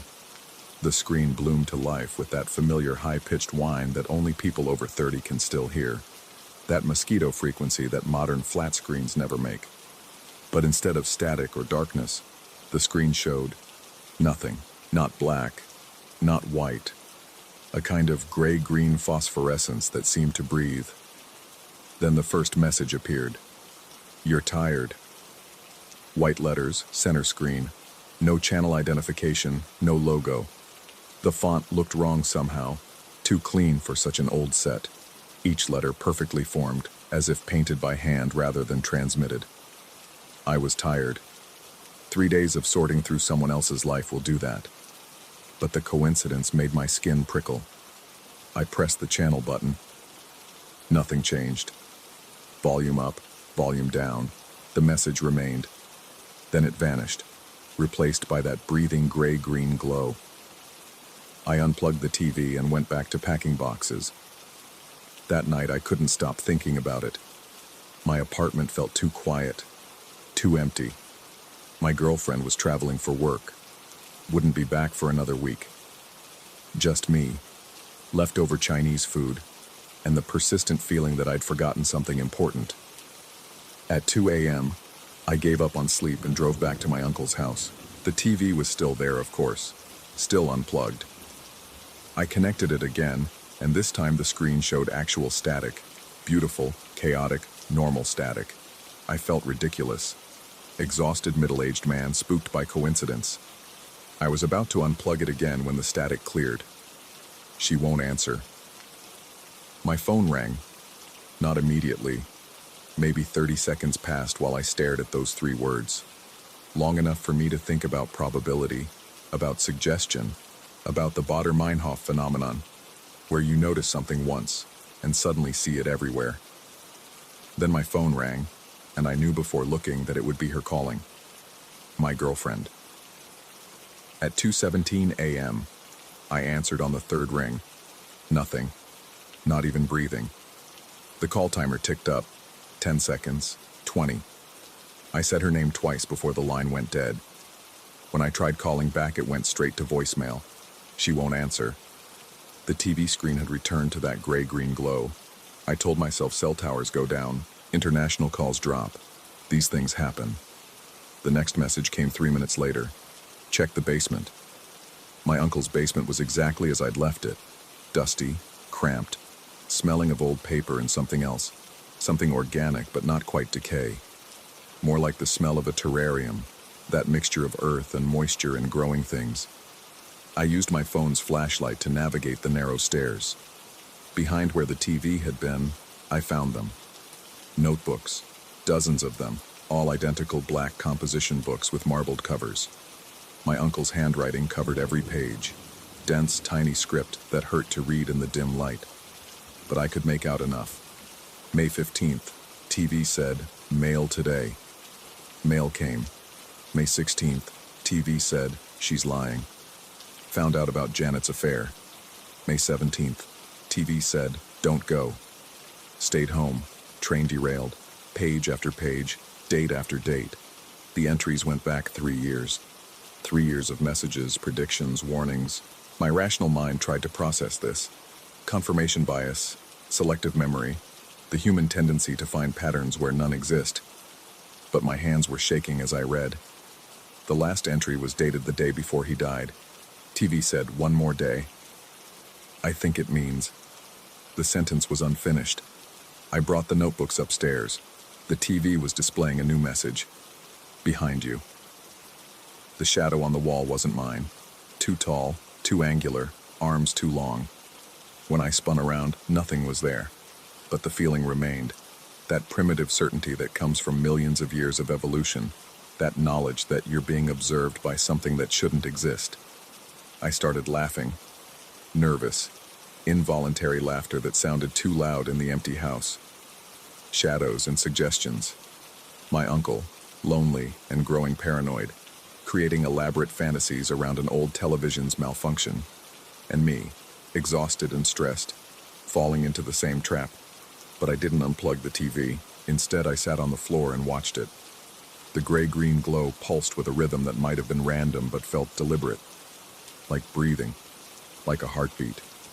Like something waiting. It's listening. This message stayed longer than the others. The letters seemed to shimmer, to depth shift in ways that hurt to focus on. It's listening. Present tense. Ongoing action. I became aware of every sound in the house. The refrigerator humming in the kitchen. The furnace clicking on in the basement. The walls settling with tiny creaks and pops that all houses make, but nobody notices until they're alone at night. And underneath it all, that high-pitched whine from the television, barely audible, like tinnitus, or the sound of your own blood flowing.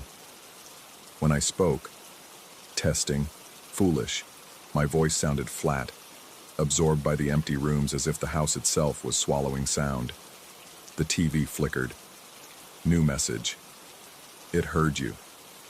The temperature dropped, not gradually, but all at once, like stepping into a walk-in freezer. My breath came out in clouds.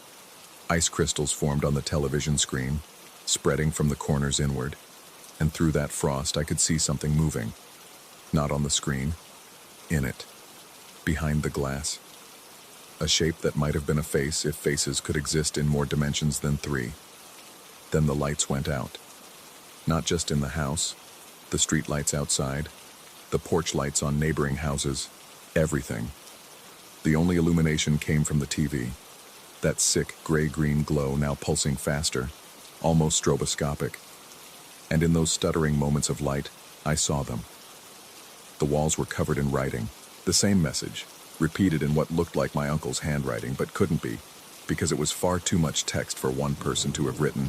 It knows you're watching it, knows you're watching it, knows you're watching.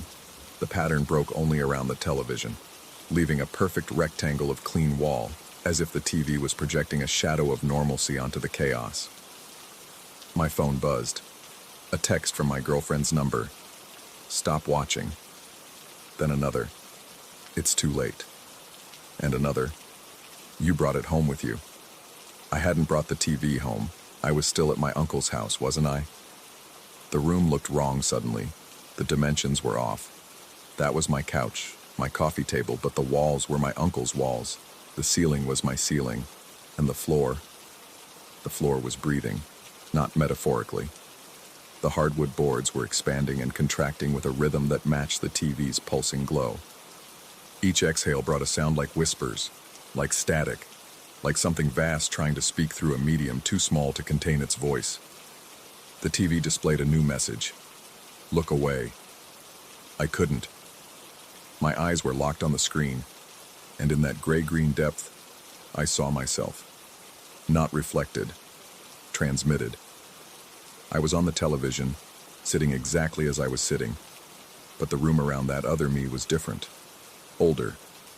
Decay crept along the walls, and shadows moved independently of any light source. The me on the screen turned his head slowly, impossibly, until he was looking directly out at me. He smiled with too many teeth. You're home. The house around me shifted, walls breathing, floor pulsing, ceiling descending, or maybe I was ascending. And through it all, that other me on the screen kept smiling. The notebook was in my hands. When had I picked it up? And I was writing, my hand moving without my control. TV said, you're next. I am next. I was always next. Was. The writing wasn't mine, but it was. The house wasn't mine, but it was. The television was just a television, but it wasn't. Reality had become negotiable, a channel that could be changed, and something else was holding the remote. My phone rang, my girlfriend's ringtone, but when I answered, the voice was mine. Stop fighting it. I threw the phone against the wall, where it shattered into pieces that looked like ice, like static, like tiny television screens, each showing a different version of this moment. In one, I was screaming. In another, laughing. In a third, I was the one inside the television looking out at an empty room. The real TV, if anything could be called real anymore, displayed one final message. Welcome to the signal. And then I understood. My uncle hadn't died watching television. He died becoming it. Consciousness transmitted, translated, transformed into those waves that old screens could catch if tuned to the right frequency. He'd found something in that static, or it had found him, and now it had found me. The notebook's pages filled themselves with my handwriting, documenting things that hadn't happened yet. Tomorrow, TV will say, she's coming. She'll arrive early. Day after, TV will say, don't answer. The doorbell will ring 17 times. Next week, TV will say, you understand now. I will. I tried to stand, to run, but my reflection in the TV screen didn't move. It sat there, smiling that too wide smile, and I realized I couldn't feel my legs. Looking down, they were translucent, flickering like bad reception. My hands were dissolving into static at the edges. The transformation wasn't painful. It was almost pleasant, like sinking into a warm bath, if the bath was made of electrons and phosphorescence and the spaces between channels where dead air lives. The room faded, or I faded from it. The last solid thing I saw was the notebook, still writing itself. TV said, "One more day." It meant one more day of being separate. One more day outside the signal. Now I'm everywhere and nowhere. In every television that still receives analog signals, in the white noise between stations, in the momentary flicker when you change channels. We're all here. My uncle, myself, and the others who watched too long, who saw the messages meant for us. Sometimes, late at night, when someone's alone and their old television starts acting strange, we can almost break through. We write our messages in light and static. Warnings, predictions, pleas. But they always look like promises. They always sound like truth. Because they are true. Every message, every prediction. The signal doesn't lie. It just shows what's already there, waiting to happen, encoded in the static of reality itself. There's probably an old television in your basement, your attic, your grandmother's house. One of those ancient sets that shouldn't work but does. When you find it, and you will find it, remember that the static isn't empty. It's full. We're waiting in that gray-green glow, in the space between channels, in the frequency only the old sets can hear. And when you see that first message, that first impossible coincidence, you'll tell yourself it's nothing. Just an old TV malfunctioning. Just your tired mind playing tricks. But you won't unplug it. You never do. The signal is patient. The signal is everywhere. And somewhere, in an empty house or a quiet apartment, another television is warming up, its screen brightening to that familiar gray-green glow. It's true. The phone will ring. Story 13. The fluorescent lights in the training room flickered with a rhythm that made my teeth ache. I'd been sitting there for 3 hours, watching him pace back and forth, his shadow stretching and contracting across the whiteboard like something alive. The new safety instructor, everyone called him the cool one, the fun one, had been talking about workplace hazards, but his eyes never left me. Not once. I shifted in my plastic chair, the squeak echoing through the empty room. Empty because the other trainees had left 40 minutes ago. The session had officially ended, but when I'd tried to leave, he'd placed a hand on my shoulder. Just a touch, light as breath, but it had frozen me in place. "Stay," he'd said, his voice carrying an undertone I couldn't identify. "I have special material for you." The air in the room had grown thick since then, almost syrupy. Each breath felt like drowning in reverse. The instructor continued his lecture to an audience of one, discussing topics that had nothing to do with safety protocols. He spoke about boundaries, about connections, about how some people were meant to find each other. His words slithered through the air between us. I remembered the first day he'd arrived at the warehouse 2 months ago. Management had introduced him with fanfare. Finally, a safety trainer who understood the workers, who spoke our language. He'd high-fived people, cracked jokes, brought donuts. Everyone loved him immediately. Everyone except the loading dock supervisor, an older woman who'd quit the next day without explanation. I should have paid attention to that. The instructor stopped pacing. He stood directly in front of me, backlit by the stuttering fluorescence, his face a shifting map of shadows. The smell of his cologne was overwhelming, something sweet and rotten, like flowers left too long in stagnant water. "You know why I chose you," he said, though it wasn't really a question. My mouth was too dry to respond. I tried to check my phone, but the screen remained black no matter how many times I pressed the power button. The clock on the wall had stopped at 3:47, though surely more time had passed. The windows showed only darkness, though it had been noon when the session started. He moved closer, and I noticed things I hadn't before.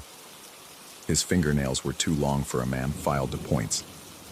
When he smiled, there were too many teeth, or perhaps they were just too sharp. The fluorescent lights reflected in his eyes, but the reflection showed a different room, one with walls that breathed and floors that rippled like water. "I've been watching you since before I arrived," he continued, his voice now coming from multiple directions at once. "In the break room, you always sit in the third chair from the left. You tap your fingers in patterns of 4. You check your phone exactly every 7 minutes. I know you." The training room door was only 10 feet away, but it might as well have been in another dimension. My legs felt like they were sinking into the floor, the industrial carpet becoming quicksand. The instructor circled me now, his footsteps making sounds like wet meat slapping against tile, though the floor was dry. He began describing my daily routines with impossible accuracy, the route I took home, the songs I hummed in the shower, the way I arranged my pillows before sleep. Details no one could know. As he spoke, the walls of the training room seemed to pulse with his words, expanding and contracting like a massive lung. "We have a connection," he whispered, though he was standing across the room now. The whisper came from directly behind my ear, warm and damp. "Some call it fate. Others call it inevitability. I call it recognition." I found my voice finally, though it came out cracked and foreign. I told him I needed to leave, that my shift was starting, that people would look for me. He laughed, and the sound was like glass breaking in reverse, sharp edges pulling together into something whole and wrong. "Time doesn't work the way you think it does," he said. "Not in here, not with me." The fluorescent lights went out completely then, plunging us into darkness, but I could still see him, or rather, I could see the outline of something wearing his shape. It glowed faintly, a phosphorescent shimmer that hurt to perceive directly. The shape was wrong. Too tall, joints bending in places where joints shouldn't exist. In the darkness, he told me things about the others before me, in other warehouses, other cities. How they'd tried to resist the connection, tried to report him, tried to run. His voice multiplied, becoming a chorus of whispers that filled the room like water filling a tank. I was drowning in sound. "They always misunderstand," the voices said in unison. "They think I want something simple, something human. But what I want transcends your limited concepts of desire." The lights snapped back on, violent and bright. He was inches from my face, looking exactly as he had when the session started, professional, friendly, normal. But I could see through him now, like looking through layers of glass. Behind his face was another face, and another behind that, an infinite regression of features that weren't quite human. "You're going to work with me," he said, his breath smelling of ozone and copper. "Every day, every shift. I've already arranged it with management. We'll be partners." I wanted to say no, wanted to scream, but my mouth moved on its own, forming words I didn't choose. I heard myself agreeing, heard myself thanking him for the opportunity. My body stood up, shook his hand. His grip was ice and fire simultaneously, leaving marks on my palm that looked like symbols from no alphabet I recognized. The door to the training room opened easily now. The hallway beyond looked normal, fluorescent lit and industrial. Other workers passed by, nodding and smiling. The clock on the wall showed 12:15, as if only 15 minutes had passed since the session began. My phone worked again, showing no missed calls, no indication that I'd been gone for hours. But I knew. I could feel the weight of lost time in my bones, could taste the missing hours on my tongue like old pennies. For weeks after that, he was everywhere. Not following me. That would have been too simple, too explainable. He was already there whenever I arrived anywhere. At my workstation, examining equipment. In the break room, stirring sugar into coffee he never drank. In the parking lot, standing by my car, always with a reasonable explanation. He left things for me, small objects that appeared in my locker, my pocket, my home. A tooth that wasn't quite human. A photograph of me sleeping, taken from inside my bedroom. A key to a lock I'd never seen. Each gift came with a note in handwriting that changed every time I looked at it. Messages that rearranged themselves when I blinked. My coworkers noticed nothing unusual. To them, he remained the cool instructor, the one who brought donuts, who told jokes. When I tried to explain what was happening, their eyes would glaze over mid-sentence, and they'd change the subject as if I'd never spoken. Even my own words would sometimes betray me, coming out as praise for him when I tried to voice concerns. The worst part was the meetings. He scheduled mandatory one-on-one safety reviews, always in that same training room. During these sessions, reality would fold and unfold like origami. The walls would become transparent, showing impossible vistas, cities that had never been built, skies with too many suns, oceans hanging above us like ceilings. He would lecture about safety while showing me these things, his words creating connections between workplace protocols and cosmic horrors that made terrible sense. He described his interests with clinical detachment, my sleep patterns, my dreams, the way my cells divided. He spoke about wanting to understand me at a molecular level, to document every breath, every heartbeat, every firing synapse. His desire wasn't sexual or romantic.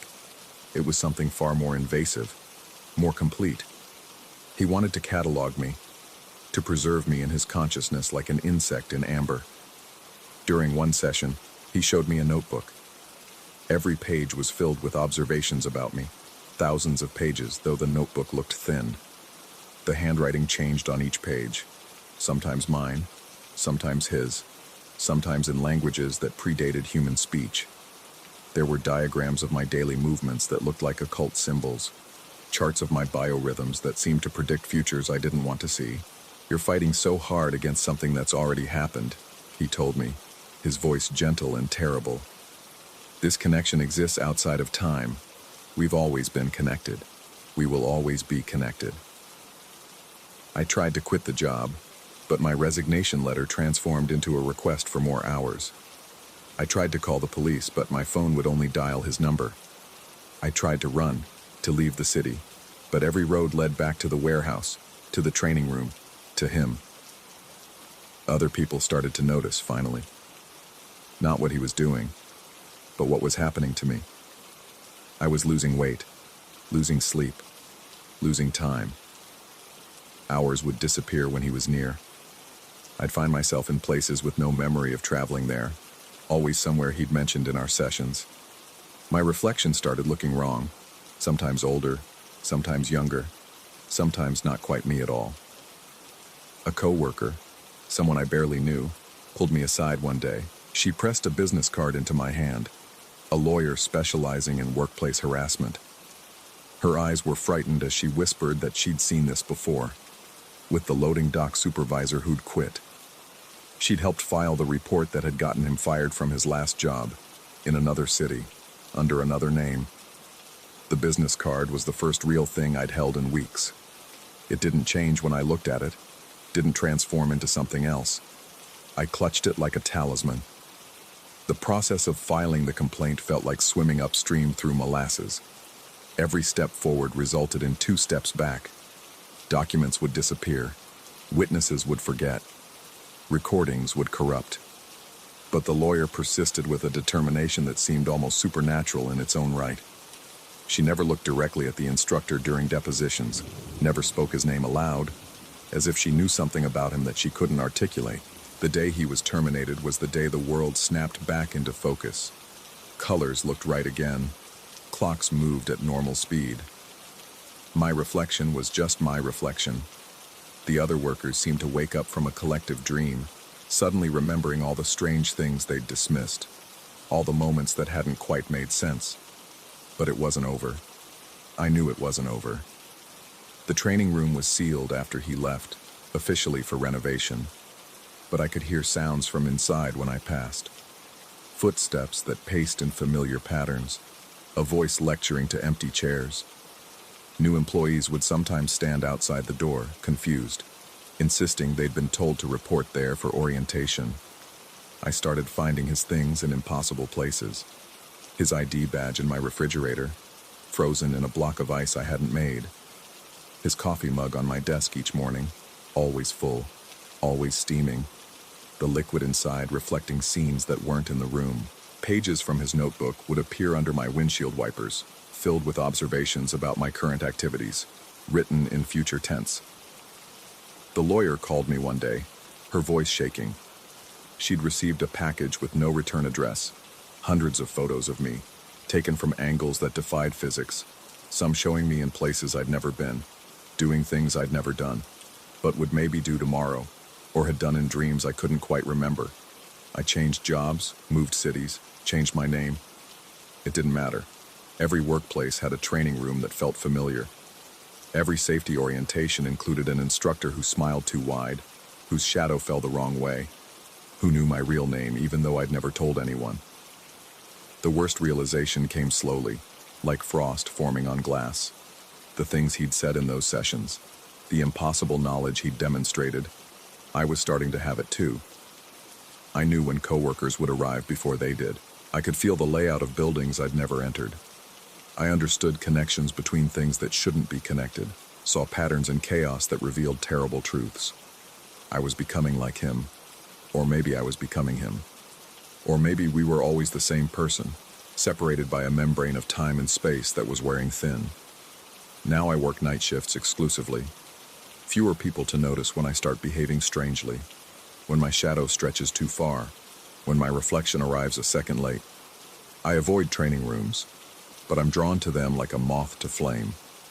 Sometimes I stand outside them, listening to the sound of lectures that aren't happening, delivered by instructors who aren't there. Last week, a new employee started, young, eager, tapping his fingers in patterns of 4. He sits in the third chair from the left in the break room. He checks his phone every 7 minutes. I've been watching him. I tell myself it's concern, that I'm trying to protect him from something he doesn't understand yet. But late at night, when the warehouse is empty and the fluorescent lights flicker in that familiar rhythm, I find myself writing in a notebook I don't remember buying. Pages and pages of observations, in handwriting that changes every time I look at it. The training room door is open now. It's always open for me. Inside, the chairs are arranged in perfect rows, waiting for students. The whiteboard is clean, ready for lessons about connections that transcend understanding, about safety protocols for navigating spaces between reality. I don't go in, not yet, but I know I will. The same way I know the new employee will stay after everyone else leaves. The same way I know he'll listen to things he won't quite understand, but won't be able to forget. Because this is how it spreads. Not through violence or force, but through recognition, through the terrible understanding that the boundaries between self and other, between instructor and student, between predator and prey, were always just suggestions. The fluorescent lights flicker. My shadow stretches across the floor, reaching toward the training room, longer than it should be, shaped like something that isn't quite me anymore. Or maybe it's shaped like something I always was, just waiting for someone to show me how to see it. The new employee walks past, and I smile. It's a friendly smile, a professional smile. Everyone says I'm the cool one, the fun one, the one who understands.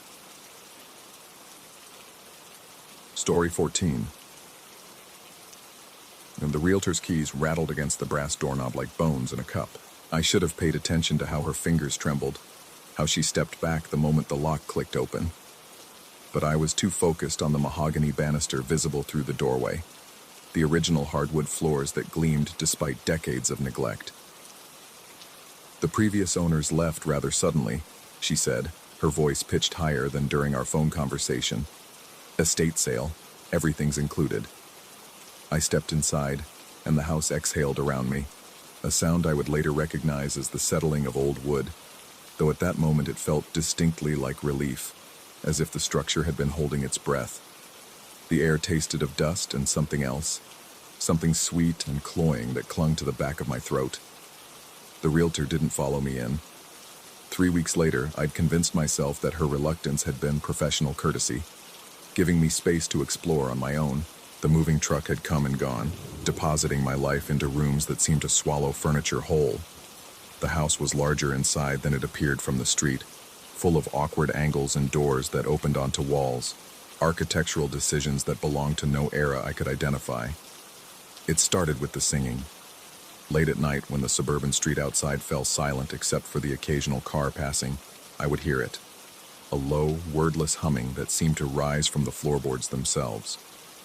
Not quite a melody, more like someone trying to remember a song they'd once known. I'd stand at the top of the stairs holding my breath, waiting for it to resolve into something recognizable. It never did.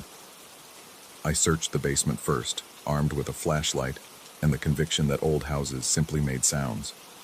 The foundation was limestone, sweating moisture that had probably been seeping through for a century. Pipes ran along the ceiling like exposed veins, and I told myself the humming was water moving through them, though I'd never heard plumbing sound so deliberately musical. The second floor held 4 bedrooms, though I only used one. The others I'd designated as storage, office, and guest room, optimistic labels for spaces that felt increasingly reluctant to hold their assigned purposes. Boxes I'd placed in the storage room would appear in the hallway. The desk in the office faced the wall each morning, though I distinctly remembered positioning it toward the window. But it was the guest room that truly unsettled me. The previous owners had left it furnished. A 4-poster bed with a green velvet canopy, a dresser with an attached mirror that reflected the room at odd angles, and in the corner, inexplicably, a porcelain sink. Not a bathroom sink. There was an actual bathroom adjoining the room, but an old pedestal sink with brass fixtures that had oxidized to green. The pipes disappeared into the floor without explanation. I stood in the doorway one evening, trying to understand the logic of it, when I saw him. A figure, no taller than my waist, stood at the sink with his back to me. Dark hair, a striped shirt that might have been blue and white in better light. His small hands moved under the faucet, though no water ran. The motion was repetitive, mechanical. Washing, rinsing, washing, rinsing. My heart hammered against my ribs. I blinked, and the room was empty. The sink's basin, however, was wet. I didn't sleep that night, or the next.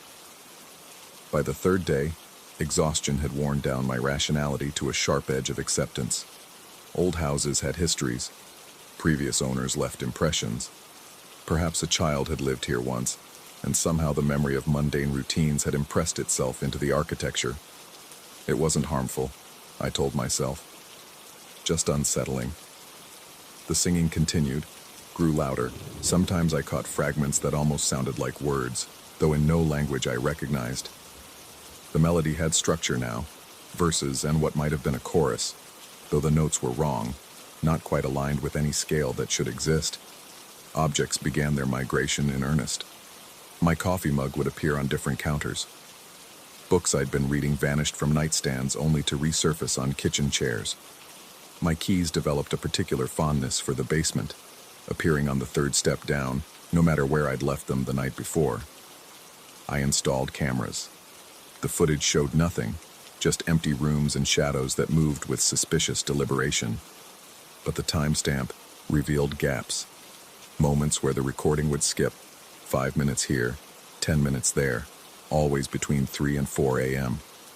The objects would be in different positions after each gap, but the actual movement was never captured. The boy at the sink appeared more frequently, always in peripheral vision, always washing those invisible things with terrible focus. I tried approaching once, moving slowly, speaking in what I hoped was a comforting tone. The figure didn't acknowledge me, but the washing intensified, became frantic, water that wasn't there splashing onto floors that remained dry except for the spots where droplets should have landed, where the wood was darker, worn smooth. I researched the house's history at the county records office. Built in 1924, owned by a succession of families who never stayed longer than 3 years. No reported deaths, no tragedies that made the newspapers, just a pattern of quick sales, prices that dropped with each transaction until the estate sale that had brought it to me. The clerk who helped me photocopy the documents had lived in the neighborhood for 40 years. When I mentioned the address, her expression shifted to something between pity and fear. "You bought the Willow Street house?" She lowered her voice, though we were alone. "My mother used to tell stories about that place. Said it wasn't built right, structurally unsound. No, not like that. Built wrong in other ways. The man who designed it, he had ideas about space, about how rooms should flow. He thought he could make the inside bigger than the outside, create pockets where..." She stopped herself, shook her head. "Old neighborhood gossip. but people who live there, they always seem tired, like the house takes something from them. I wanted to laugh, to dismiss it as suburban mythology, but I'd lost 15 pounds since moving in, and dark circles had taken permanent residence under my eyes. The face in my bathroom mirror looked increasingly like someone I didn't recognize, features sharp and hollow where they'd once been soft. The singing had words now. I could almost understand them, syllables that hovered at the edge of comprehension. They spoke of depth and drowning, of spaces between walls where things waited with infinite patience. The boy at the sink scrubbed harder each night, his movements violent enough that they should have produced sound, splashing, the squeak of skin against porcelain. But there was only silence and the wet marks that appeared and disappeared on the floor. I stopped leaving the guest room door closed. Closed doors in the house had begun to feel wrong, as if they were holding something back rather than keeping something out. With the door open, I could see the sink from the hallway, could watch for movement. This proved to be a mistake. He wasn't always a child. Sometimes, late at night, the figure at the sink was taller, broader, still washing, still repetitive. But the hands were larger, the clothing different. A white shirt, dark pants, the outfit of someone from decades past. The water that didn't flow looked darker in these moments, and the stains on the floor spread wider. I tried to leave once, packed a bag and headed for a hotel. But the front door wouldn't open, not locked. The deadbolt turned freely, the knob rotated without resistance. The door simply wouldn't separate from the frame, as if it had been painted shut, though I'd used it hours earlier to retrieve mail. The back door exhibited the same behavior. Windows that should have opened were fixed in place. The house had decided I should stay. That night, the singing was deafening.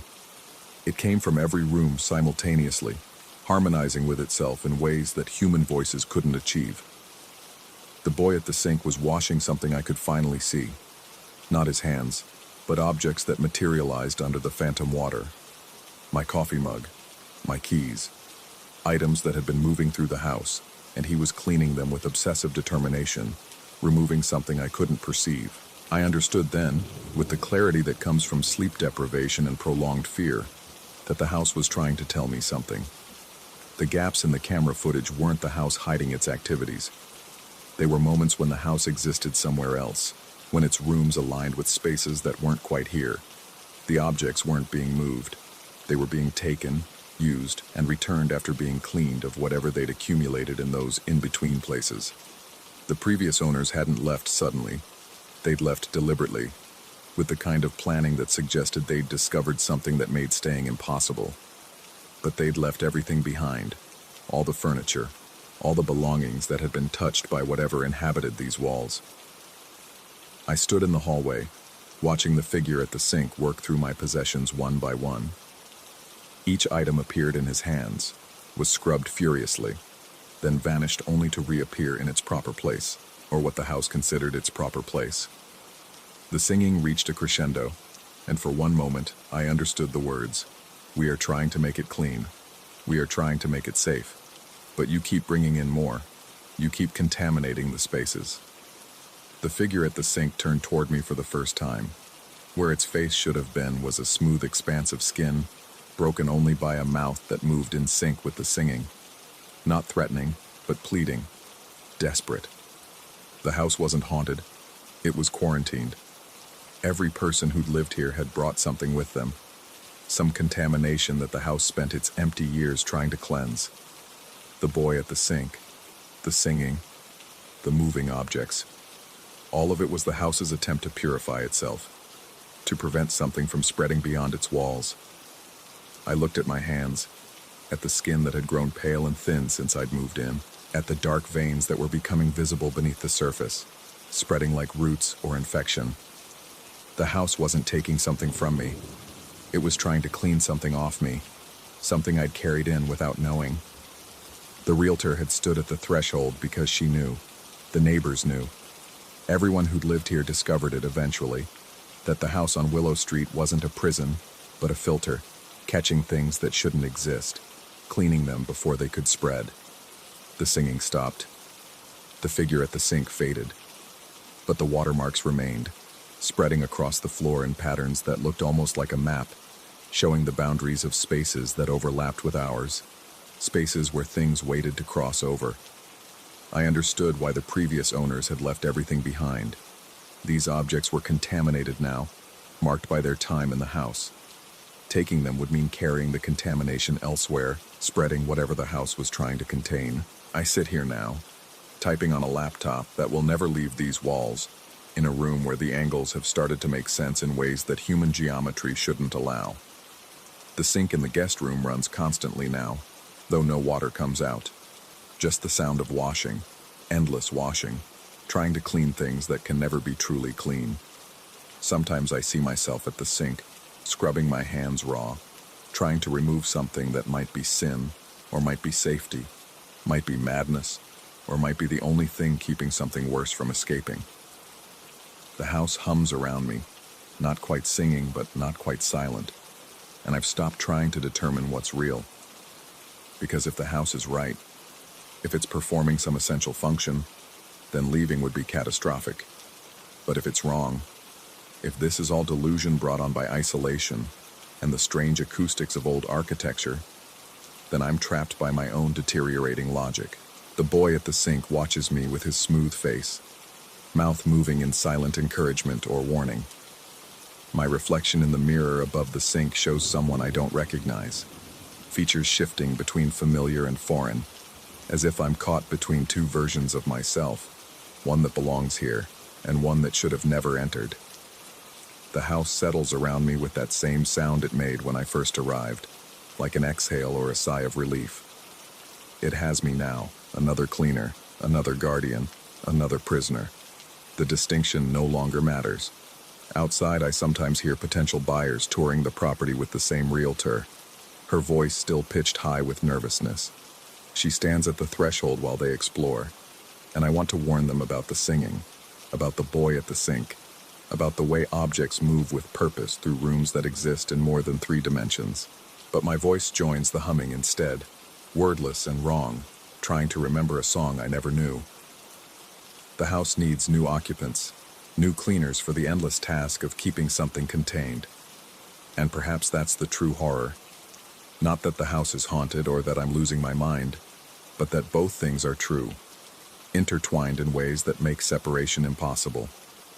The supernatural and the psychological collapsed into a single point of uncertainty, where the only constant is the sound of washing, always washing, trying to clean something that spreads faster than it can be removed.